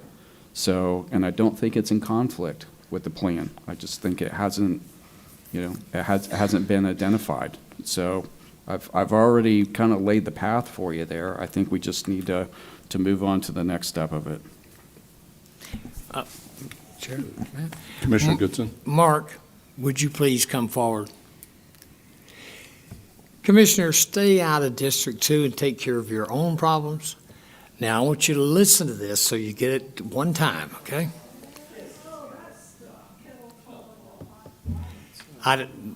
Thank you so much. At my age, anything that's called black, that's good. It's great. Mark, can you tell the board, we did a $400,000 study on North Merritt Island trying to understand the flooding, trying to get the residents to understand. And out of that study, we found out that over time, and I mean 40 years ago, it is a bowl. It is a bowl. We've even asked NASA to let us put water in their ditch, and they will not allow that. We've asked Fine to allow us an outflow into the Indian River. They will not allow that. So if you're going to do something North Merritt Island, please explain to me what you'd do and how much money you'd need. So, Commissioner, I believe you're specifically referring to the Broadacre study that we did last year, and we had identified it to be about $20 million to address that one street, and we would be nominally actually resolving the street flooding, but really the properties themselves are the issue. And so as you had just laid out, we have spoken with NASA. There are significant, I'll say, hesitation with them opening up their property for us to look at possibly lessening that cost and where to put that water.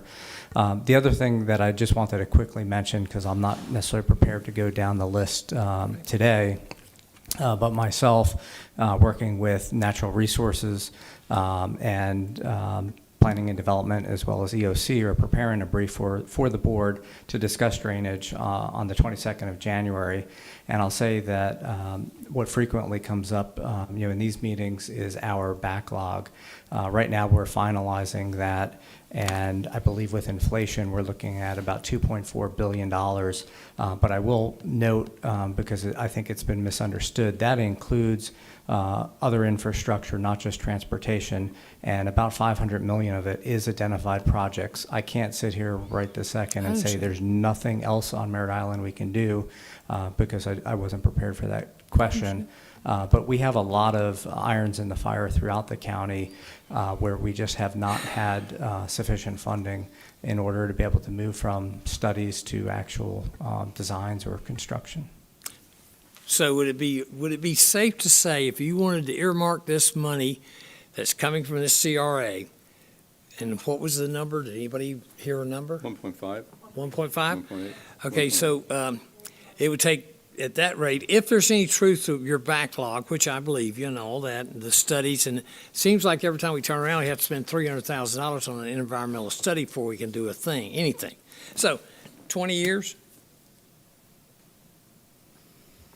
Obviously, with the time value of money, that won't go as far as it will today, but we would be happy to work with the board if we had any additional funding. I understand. So if you're going to help flooding in Mims or North Merritt Island, and you wanted to correct it next year, the simplest thing to do would be to raise taxes. Raise taxes. Then everybody you get a fund of money. You get to correct every problem if you can. So or we stay at a cap and we get nothing. Again, Commissioner, that's a board decision on I understand. whether or not it wants to raise taxes. We've presented that there are significant challenges with the funding that we have. I just saw today on the news that Orange County is going back for another cent transportation tax. Now, whether they get it or not, but if you look at those counties that surround us, they don't have a cap. They have taxes for flood water, for transportation, and they do quite well. I'm not promoting anything. I'm just saying we as the people, we're going to have to decide to have nothing or we're going to have to pay for it. Now, the minute you raise taxes, somebody says, I pay $2,000 a year taxes. So I pull up their tax bill. And what they don't even recognize, $1,000 of that $2,000 goes where? School board. School board. Whether you have children or not, they get about 50% of your tax bill. Then after that, it's split out between mosquito control, fire and rescue, and just yada, yada, yada. He gets $3 or $4, $6 of each person to correct roads, bridges, infrastructure, and drainage. Takes a long time in today's market to buy a $2 million backhoe at $10 a tax bill. I thank you very much, Chair. Commissioner, I think what you're trying to say is, and correct me if I'm wrong, nothing is for free, and we just can't make money appear out of thin air. Yeah. So, Commissioner Feltner, did you? Oh, Commissioner Delaney. Thank you. Commissioner Goodson, I would love for you to take your own advice in that. What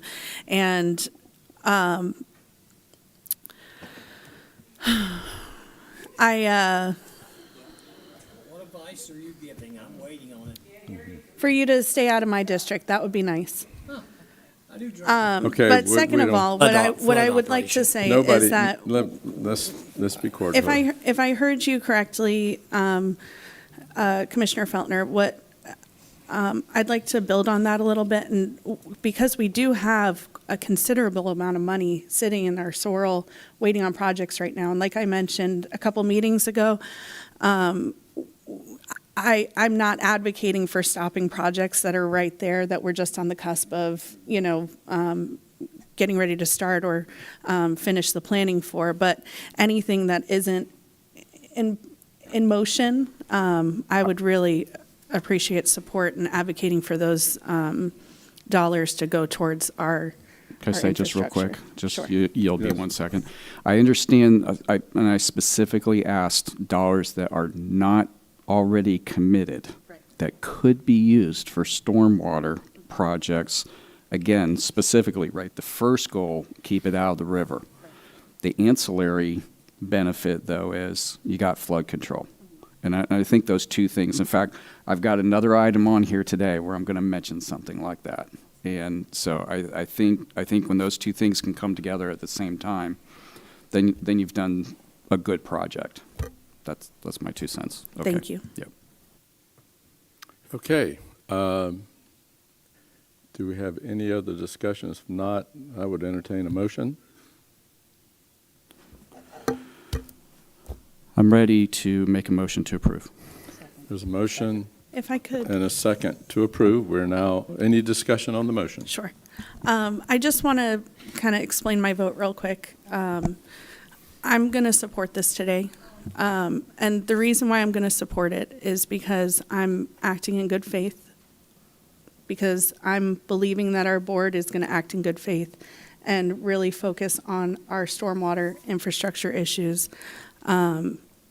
This is, the county and the city has worked together. While I'm not super happy with the 15 years, it is what it is. I appreciate you going back down to the original amount that, you brought us, the 6 point, whatever million that was in the original agreement. But I'm acting in good faith here, board. So with that, we Okay. can continue. Thank you. Any other discussion? I just want to say a few things. One, I started going to the Gallie area, what is now the Redevelopment District, in the 1950s. It's something very close to my heart. Apologize if I got a little defensive, but it's where I grew up. It's a special community. And I just want to thank those who are making it even more special and who came here today to speak and talk, and the wonderful things that they are doing in our community.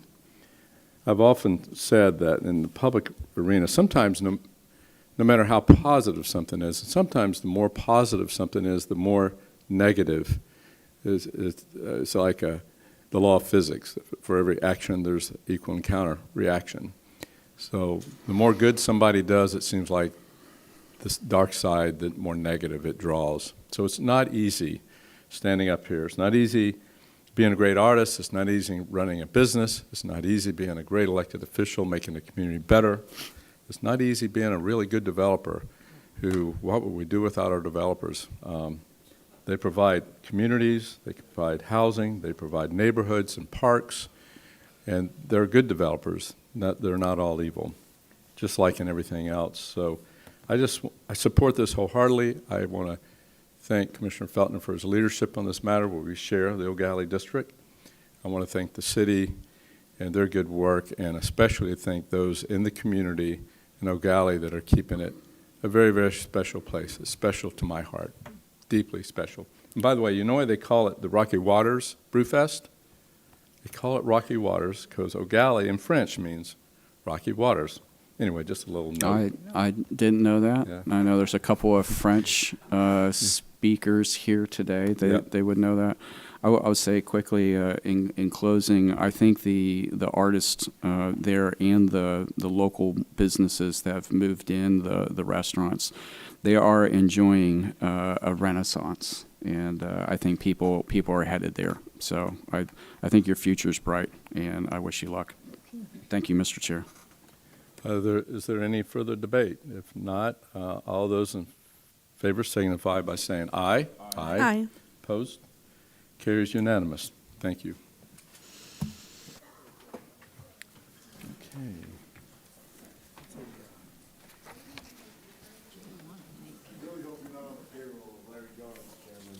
Oh, okay. All right. I hope one day you can say something positive.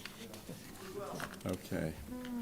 J1, use agreement for the Guardian of Ad Litem program. Do we have County cards on manager. that, sir? I have to tell you, I've worked with Yes, Mr. go Chair, worked with Guardian ad Litem quite a bit. I'm sort of the unofficial courthouse liaison. and I chair the Public Safety Board. Thanks for leaving me on there. I think that makes a lot of sense. So a lot of work with getting them to a place where they've got a good facility. And if there isn't other discussion on the item today, I'm ready to make a motion for this one. Okay, there's a second by Commissioner Atkinson. Okay, is there any discussion? All those in favor signify by saying aye. Aye. Opposed? Carries unanimously. Good job, ladies. Hope it's everything you dreamed. Okay. Thank you for what you guys do. Okay, item J2, and I just want to thank all the people who are here with that, sitting through this meeting so far, is board discussion January SOIRL workshop structure. First speaker is, would you like to say a few things? Yes. I just want to, Mr. Chair, if you'll indulge me, I want to start with, I took the liberty of working on an agenda. I did have some concepts when I proposed this. I have contacted some folks. They have agreed to participate in both workshops. And I took the liberty of mocking up an agenda to be helpful today. And for your consideration, and pass those down. I've been working on it the last few days also, so recent changes. First, let me say, I appreciate your work and your leadership on this. Thank you. I appreciate that, Mr. Chair. And I think you'll see there, try to, I got for the clerk to the board here. Try to anticipate, first of all, we had some constraints, so I'll just introduce the item if you will, Mr. Chair, if you're okay with that. First of all, we agreed to a time certain. We're going to leave at 9 o'clock. I think that's in consideration for the municipal governments who are letting us use their facilities, so we need to leave by 9 o'clock. I've tried to leave time there for board discussion. Also, as much time as possible for public comments. And then, of course, we have we'll start off with natural resources and then SOIRL Oversight Committee presentation. I have Dr. DeFries there from the NEP. And then we'll take a quick break. And then we have some business community person. We have a municipal perspective and a former mayor. And then a gentleman from who happens to be on the St. John's River Water Management District member, but he does a good job speaking on economic impact he operates, I think, he sells boats or something like that, and he can speak very well on economic impact. That is the agenda, Mr. Chair, that I worked on. Great job. Good job. Thank you. All right, then I'll go to the cards. Yes, sir. First speaker is Vince Lamb.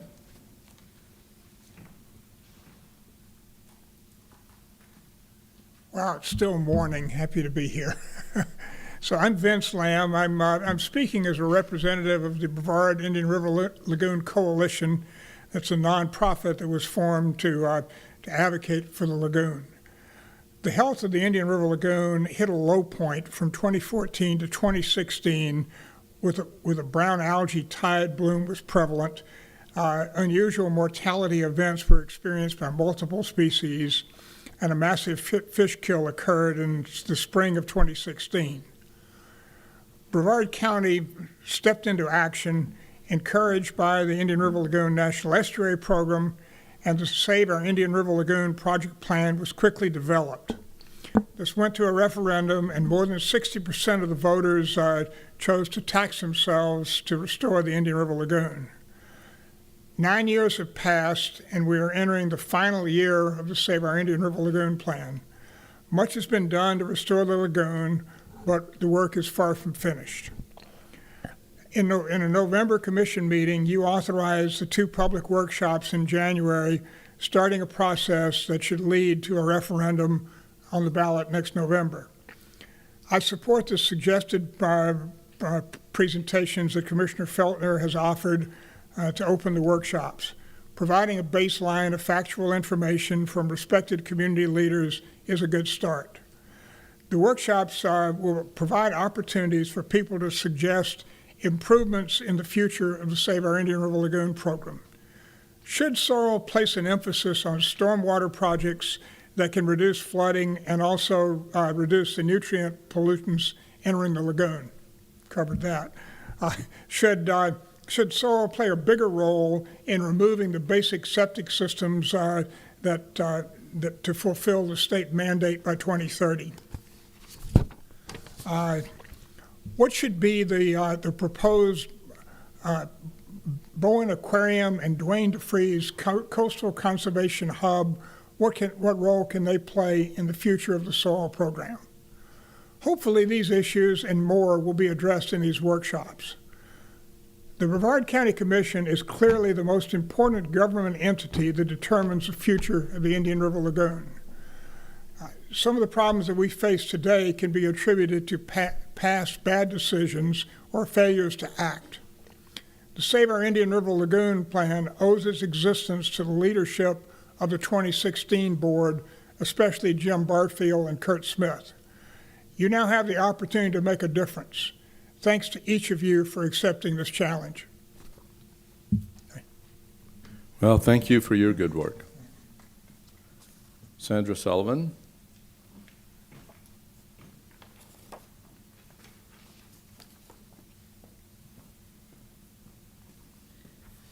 Sandra Sullivan, Merry Christmas.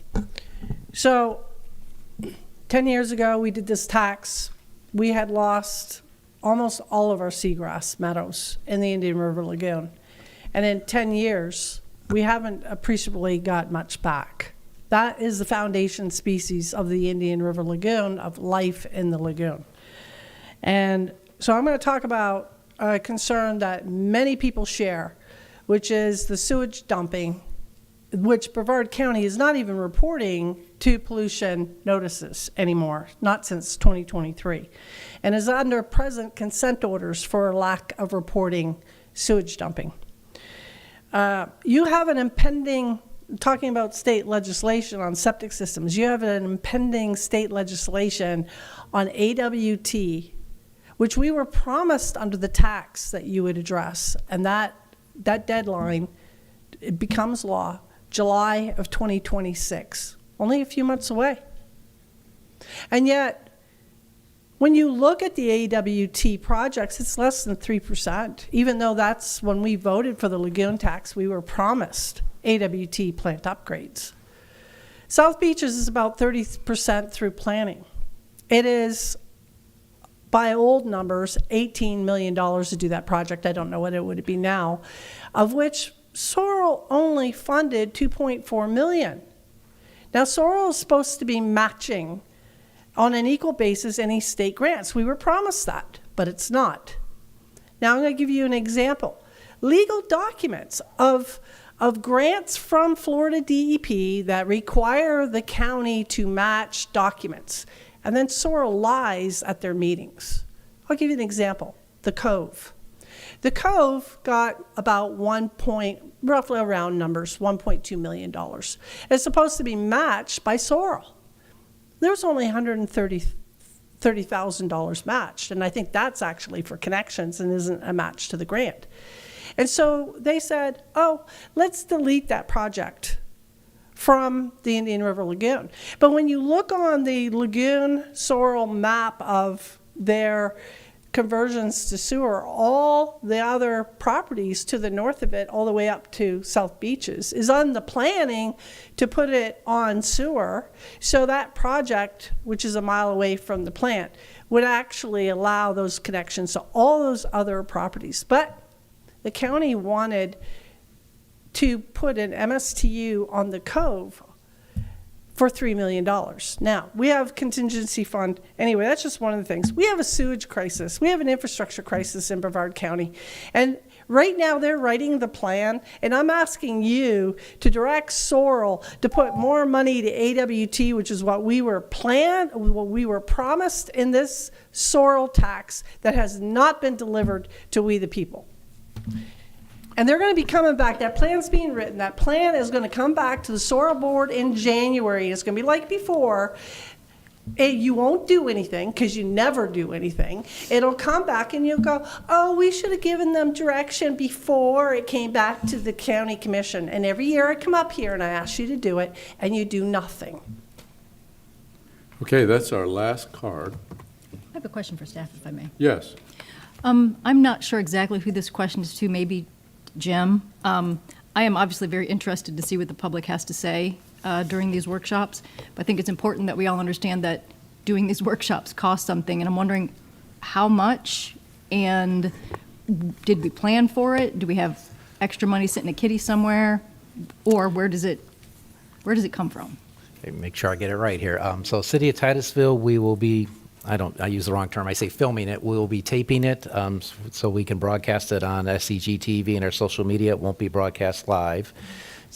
We can do that for free. I work with City of Palm Bay. We have to hire a contractor because their contract for their city council meetings only allow for their city council meetings. We have found a vendor. It's somewhere in the $4,200 range to do the filming and the taping, so we can do similar as Titusville.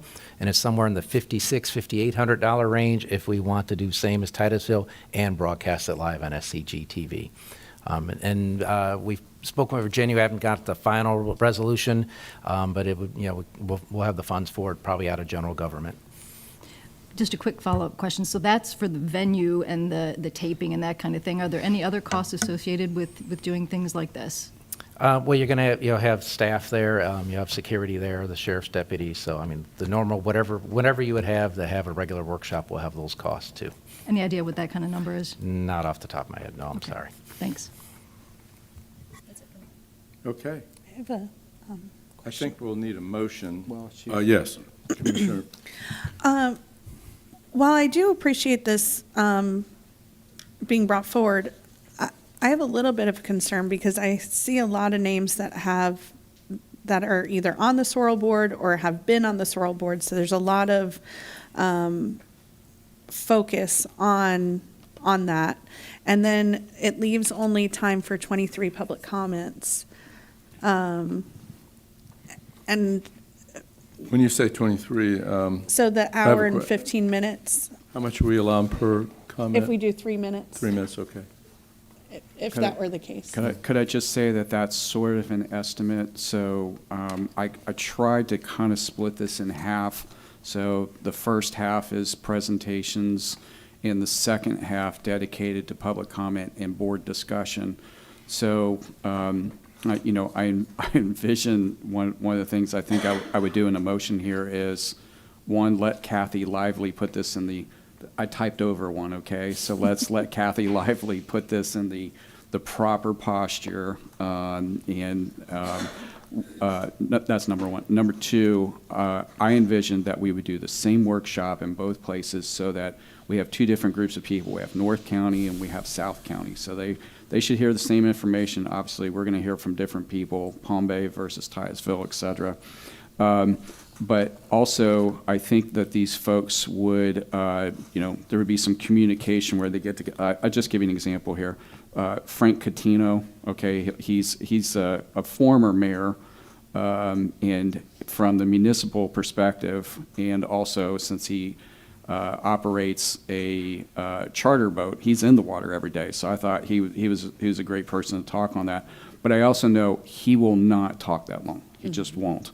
And so there's some opportunities in here to kind of move things up and make it, keep it moving along. I went to something yesterday that was hosted by Representative Monique Miller, and it was at an FIT facility in Palm Bay. And she had several speakers from everything from the zoo to Florida Tech to St. John's. And each of the speakers were given 8 minutes. I think, or maybe it was 4 minutes, and they had 8 slides, something. It moved along very, very fast. This is going to be a little bit slower paced. I was making mental notes as late as yesterday about the kind of flow that we'd want. And also, too, I don't list it here, but I imagine that, a couple of questions by commissioners at the end of each of these. So just a target goal, if we're taking a break by 7 o'clock, then I think as a board, we're in a pretty good place to leave time. can I say one more thing on the comments? Certainly, we try to do 3 minutes, but it's not an uncommon thing sometimes where if you have 100 minutes to go and you've got 100 people, that they've got to get up there and do their speech pretty quick. So I think that would just be the flexibility of the chair at that point. So I was just hoping that this would have been a little bit more focused on the input of the citizens that are paying this, and because I feel like a lot of people are. One thing that the SOIRL group has done an exceptional job of is educating. And I feel like people are really educated in what's going on, how we got here, what they're doing, all of that, and the economical impacts, all of these things.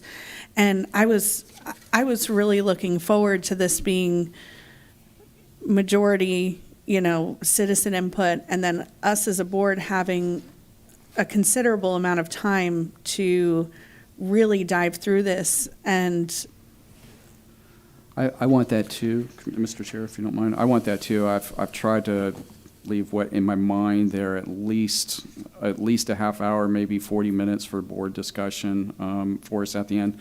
But I'll tell you what, maybe a way we could get there is we just simply say for each of these that you have 10 minutes. Okay. And right, so for each of the presentations, they have 10 minutes. And I don't think they probably would object with that. Mm-hmm. It's hard to sit up there and talk for 15 minutes, right? Right. And that would do a lot to keep us, maybe we, once we have our bathroom break in the middle there, we've moved it up a little bit. Is that? Yeah, that sounds great. I also see this as a start. Yes. And I view it as we're educating the board too. We don't want to go advocating for another tax increase until we've been educated and get some public. And so I think this is a great start. I understand and we're going to need probably more public input, and there will be a lot of public input, maybe unlimited when we decide if we decide to put this on the ballot. Heck, there may be unlimited public if we were to decide to not put on. But when we're deliberating, there's going to be a lot of input. But I think there's a pretty good balance. I appreciate what you're saying, but we'll get started with this one, and we'll see how well it goes. We might. Would the 10 minutes be okay that Commissioner Feltner proposed? Oh, yeah, I'm fine. Okay. I'm fine with that. So let me can I just say real quick, let me wrap that up one more time. We'll give direction to Kathy Lively to take my draft there and make it look pretty. And then also we're going to let the folks know that they got 10 minutes. So we're going to put 10 minutes on there for each of the presenters, and we're going to let them know that in advance, right? So they can keep it to 10 minutes. Nope. And the extra time goes to. And then the extra time will just simply be for public comment and board discussion, however that shakes out. The only change I would make, and I'm willing to go later than 9 if we needed to.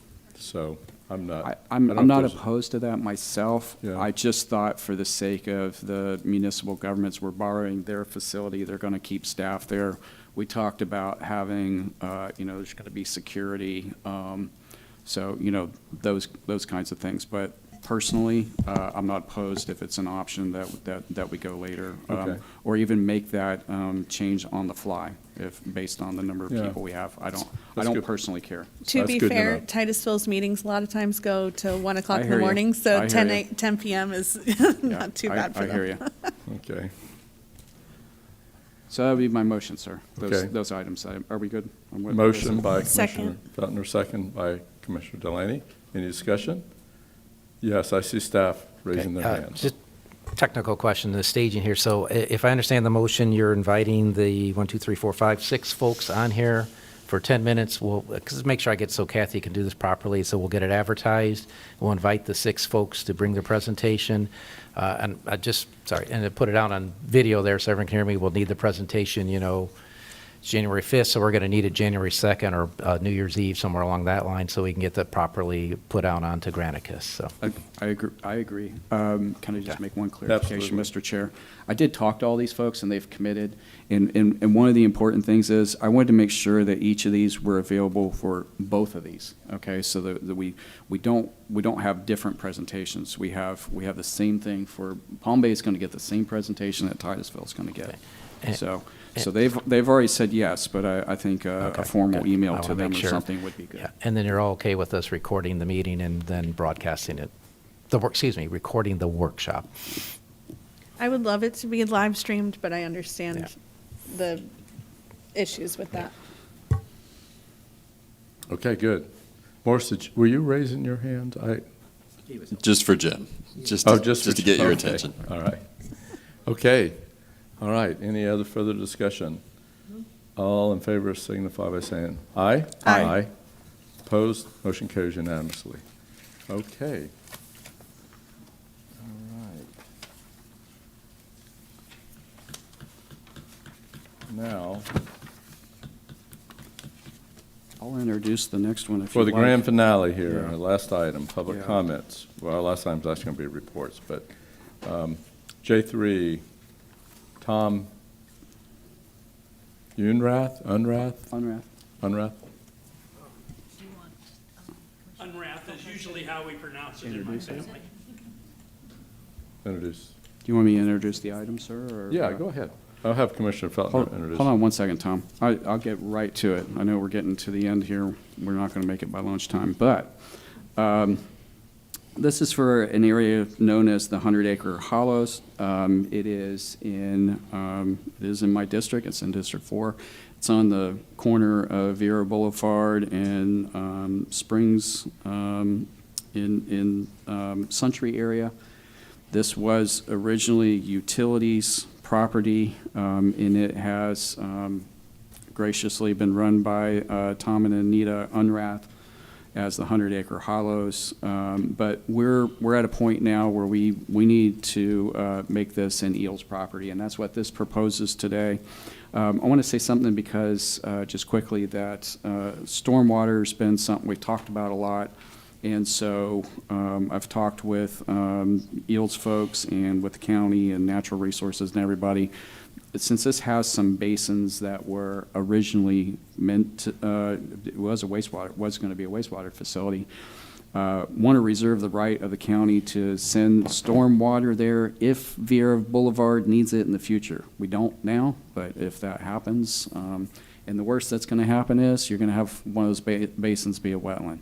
But I also understand that it's of material that'll percolate really quick. In fact, Jim Swan told me the other day that is the ideal way to take care of stormwater, that it seeps down to the ground and does its thing. So with that, go Okay, great. Okay.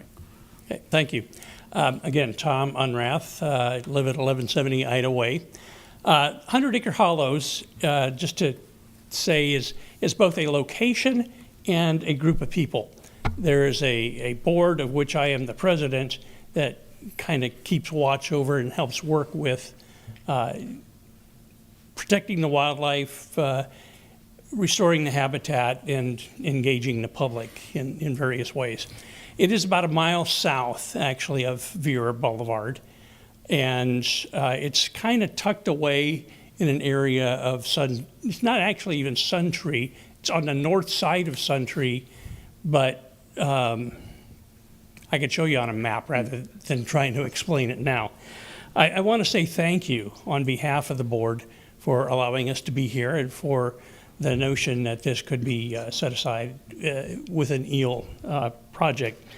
The fact that your predecessors allowed us to work with this and to do what we've been doing for the last 10 years has meant a lot to the community. Not just our community here in Brevard, but we've had visitors from all over Florida and even internationally that have come to see this and that keep up with it regularly. I can say on a weekly basis we're in communication with a woman who will send us notices from San Antonio, Texas, saying, hey, it's really looking great what you're doing up there. So it is an important piece of property. And speaking of floodwaters and so on, keeping it as it is will allow for, it's on a high spot, right, in this part of the county, that keeping it as it is would prevent water from flowing down into the Indian River Lagoon that might carry pollutants of various sources. And so it's provided that kind of protection. And I want to say thank you for directing the EEL program to keep this in their portfolio of properties. I think it will mean a lot. I know there are a lot of people who have spoken about this over the years, and I'd really like to be able to tell, for instance, George Rosenfield, he's not recently turned 99. He's a World War II, Korean War veteran who was here and spoke back in 2010 to keep this as a place to set aside. He wanted, and said so at the commission meeting, to keep it in perpetuity as a place for just exactly what we're talking about. When I have a chance to see him probably later this week, I think he would be absolutely ecstatic to hear that it's moving into this EEL program. So thank you very much for your attention, for your, especially Commissioner Feltner, for bringing this up and putting it this way. I appreciate it greatly. Thank you, sir.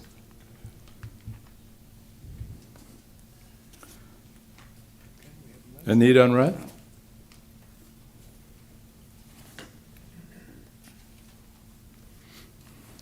Good morning, Commissioners. Thank you for this opportunity to speak, and thank you for considering this.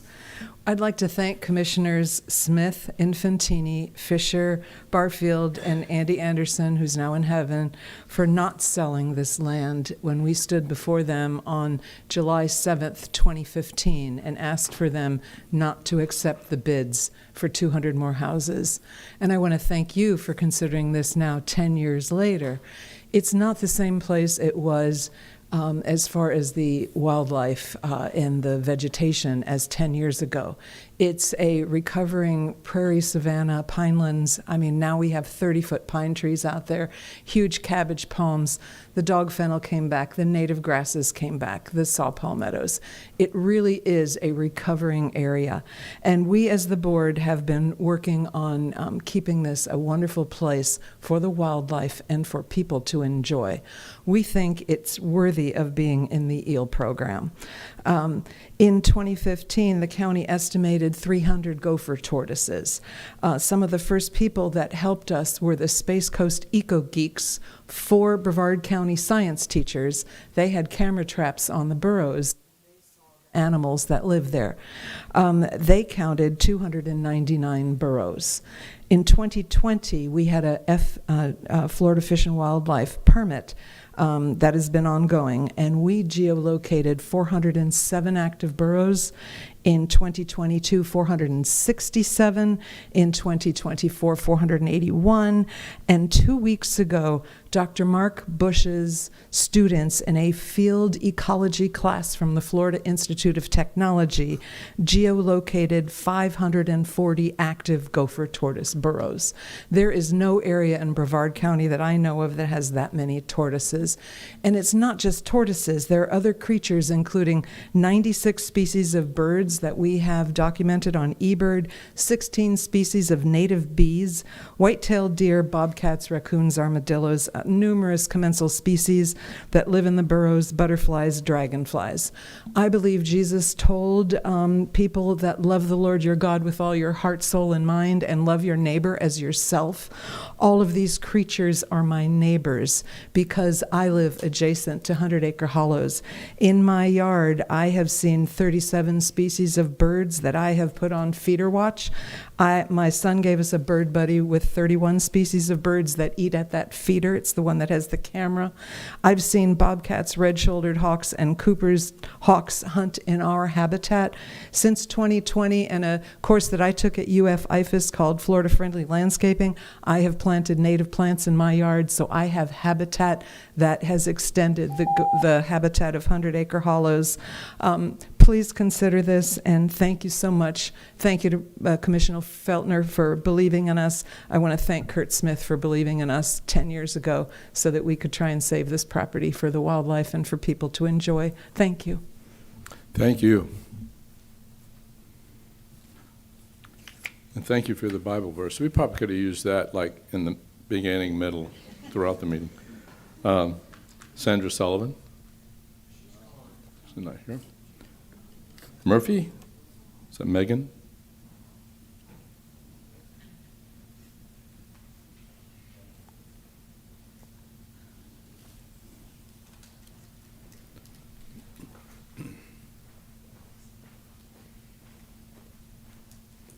Hi. So thank you for allowing me to speak. I get nervous, so please forgive me. My name is Megan Murphy, and when I was here last, I was here to support you in your effort to protect the Indian River Lagoon watershed and focus on stormwater best management practices. I introduced myself as a nurse and a Suntree mom, so many of the issues you're discussing now impact me personally and the community that I live in. I want to thank you for your focus on constructive and positive dialogue. I think it's really important to let people speak. I also think it's important for everybody to respect each other's diversity of views. Today I'm here to support your efforts to protect 100-acre hollows because I believe that at one time it was a water treatment site or potential water treatment site. It is one of the very few untouched green spaces in our community. It is 114 acres that has been renaturalized, but it also connects to almost 400 acres of contiguous green space that functions as a wildlife corridor for many endangered species. We have so little natural landscape left in this area, particularly in District 4. It's more important than ever to leave this undeveloped property alone so that it can function as a natural ecosystem, protecting native habitat and contributing to the potential for clean water to help recharge the aquifer. If we were not to protect it, it could have significant negative impacts on traffic, stormwater, and ultimately negative impacts on the Indian River Lagoon watershed, which we are working hard in our community to talk about how individual homeowners can make a difference, and we're relying on you to look at that from a broader perspective. As you have heard here so eloquently described, there are hundreds of native species living here. Many of them are endangered, 96 identified species of birds, 16 species of native bees, and ever important, the gopher tortoise habitat with 540 identified active tortoise burrows. Youth groups come to this area to enjoy this native ecosystem, and honestly, there are restorative benefits to children just to spend time in nature. We need to remember those things when we're making these decisions about how our community is developed. Suntree really is a planned unit community that should have no more development there. We can't take any more traffic impact. There's nowhere to go. So we encourage you to support this proposal for protecting this land, and I believe that it should be an easy decision to protect this habitat in perpetuity with essentially no controversy. But what do I know?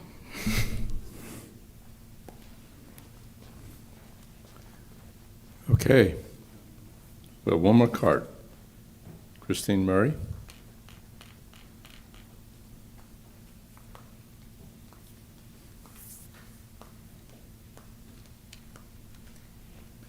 Good morning. I'm Christine Murray, and I live in a subdivision alongside 100-acre Hollows. 100-acre Hollows is a very special place for all the surrounding neighborhoods. It's one of the very few untouched green spaces, especially in Suntree. It is more than just undeveloped property. It is a functioning natural ecosystem. There are hundreds of native species living there, as you have already heard from everybody. Many of them are endangered. 96 species of birds, 16 species of native bees. Obviously, all the gopher tortoises, which come and visit my backyard frequently. 540 active boroughs. Lots of homeschool groups come to 100 Acre Hollows for field trips to learn. It is open to the public every other Sunday for people to take a nature walk, enjoy a sunset in the hollows. If this is not protected, the surrounding neighborhoods and our community will be affected in many ways. Protection of 100 Acre Hollows ensures the land remains intact for future generations to enjoy. I encourage us to move forward with environmental protection for this land, not because it's easy, but because it's the right thing to do. If you guys haven't ever visited, we would love for you to come out and take a walk and enjoy the nature. Thank you. Okay, that was our last card. Bring it back to the board. I'd do a quick close. Okay. Thanks everybody who came to speak today and holding on. I know that was a long meeting. Anyways, it's very hard to identify EELS properties in District 4. I think that so, with each district, there's advantages and there's disadvantages. So my taxpayers, the people I represent, will pay the EELS bond referendum, but there won't be EELS properties in District 4. That's just the reality of it. And so this is the one chance I think we got to get 100 acres that we'll never have again. So with that, I'll make a motion to approve. Second. Motion second. Any debate? I will say just quickly, first time I saw the 100 Acre Hollows, it was breathtaking. My second thought was, God, we got to save this. So I appreciate your hard work on this. Thank you, sir. All those in favor say aye. Aye. Carries unanimously. Thank you. Okay. And if you go during the cool time of the year. That's my friendly advice. All right. I think Tom and Anita took me out there in July the first time, if I remember that, and that'll be burned into my memory forever. Good job. We just got to get some wild turkeys out there. Yeah. We'll move on to public comments. Do we have any public We have no comment? K cards. No public comments cards. Okay. Board reports. County manager. Thank you, Mr. Chair. I just want to let the board know, you might have seen the email yesterday. Natural Resources got the letter out to DEP requesting a meeting for the Blue Origin permit. So I want to make you aware of that. And then just for the fun of it, I got to say, go Hoosiers. Go Hoosiers. Come on. They might see the Buckeyes again. It's possible. I know our county manager has committed, if Indiana wins a national championship, he will sing the fight song for us right here in public meeting. If you put up with it, yes. Yeah. Okay, county attorney.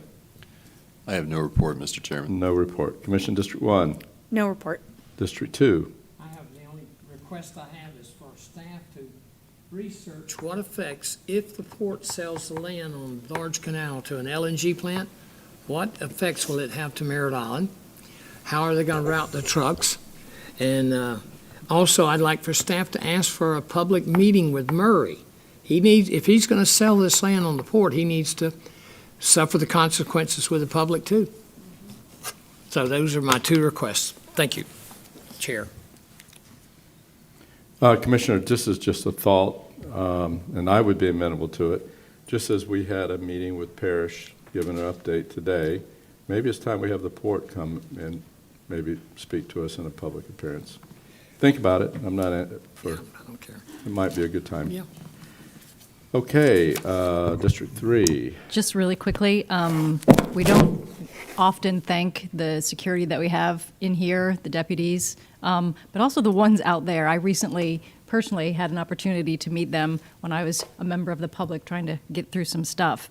And Joe out there is amazing. So I just wanted to say thank you for all of your dedication, for your hard work, and especially to Kayla Alba, who's always smiling. Yes. Whether I'm here or in the Justice Center, Kayla has always got a smile on, and obviously we don't want to forget everybody else, but they particularly stand out to me. So just thanks to everybody who looks out for us. Ditto.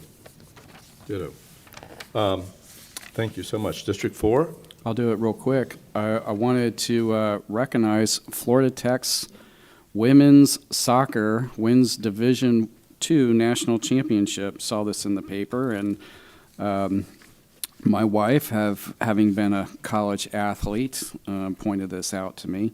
I'll just read a couple things. The Panthers defeated Franklin Pierce 3-0 on Saturday at Colorado Springs, Colorado, claiming the NCAA Division II national title. Goalkeeper Caitlin Sinkler was named tournament's most valuable player, having made 41 saves across 6 tournament games, including 7 in the final. Melbourne native and Vera High grad Savannah Oxley, who earlier in the tournament became Florida Tech's all-time leader in games played, finishes her career with 81 games played for the Panthers. The Panthers made it into the title game by defeating last year's national champion. Congratulations to Wonderful Florida news. Tech. All right, That's go great. Panthers. Yep. Yeah. Well done. That is awesome. As far as report, I have none other than to really wish a Merry Christmas and Happy Holidays, Happy Hanukkah to the staff and the public and our board members, and looking forward to having a great holiday and getting back with you after the first of the year. Ditto. Okay, the meeting's now adjourned. I get to use the gavel. The opinions expressed by any member of the public during any period of public comment do not necessarily reflect the views or opinions of the Board of County Commissioners of Brevard County, Florida, Space Coast Government Television, or the program sponsor, and are solely those of the presenter. The Board of County Commissioners of Brevard County, Florida, Space Coast Government Television, and the program sponsor hereby expressly disclaim any and all responsibility or liability for any defamatory or slanderous statements expressed by any member of the public during any such period.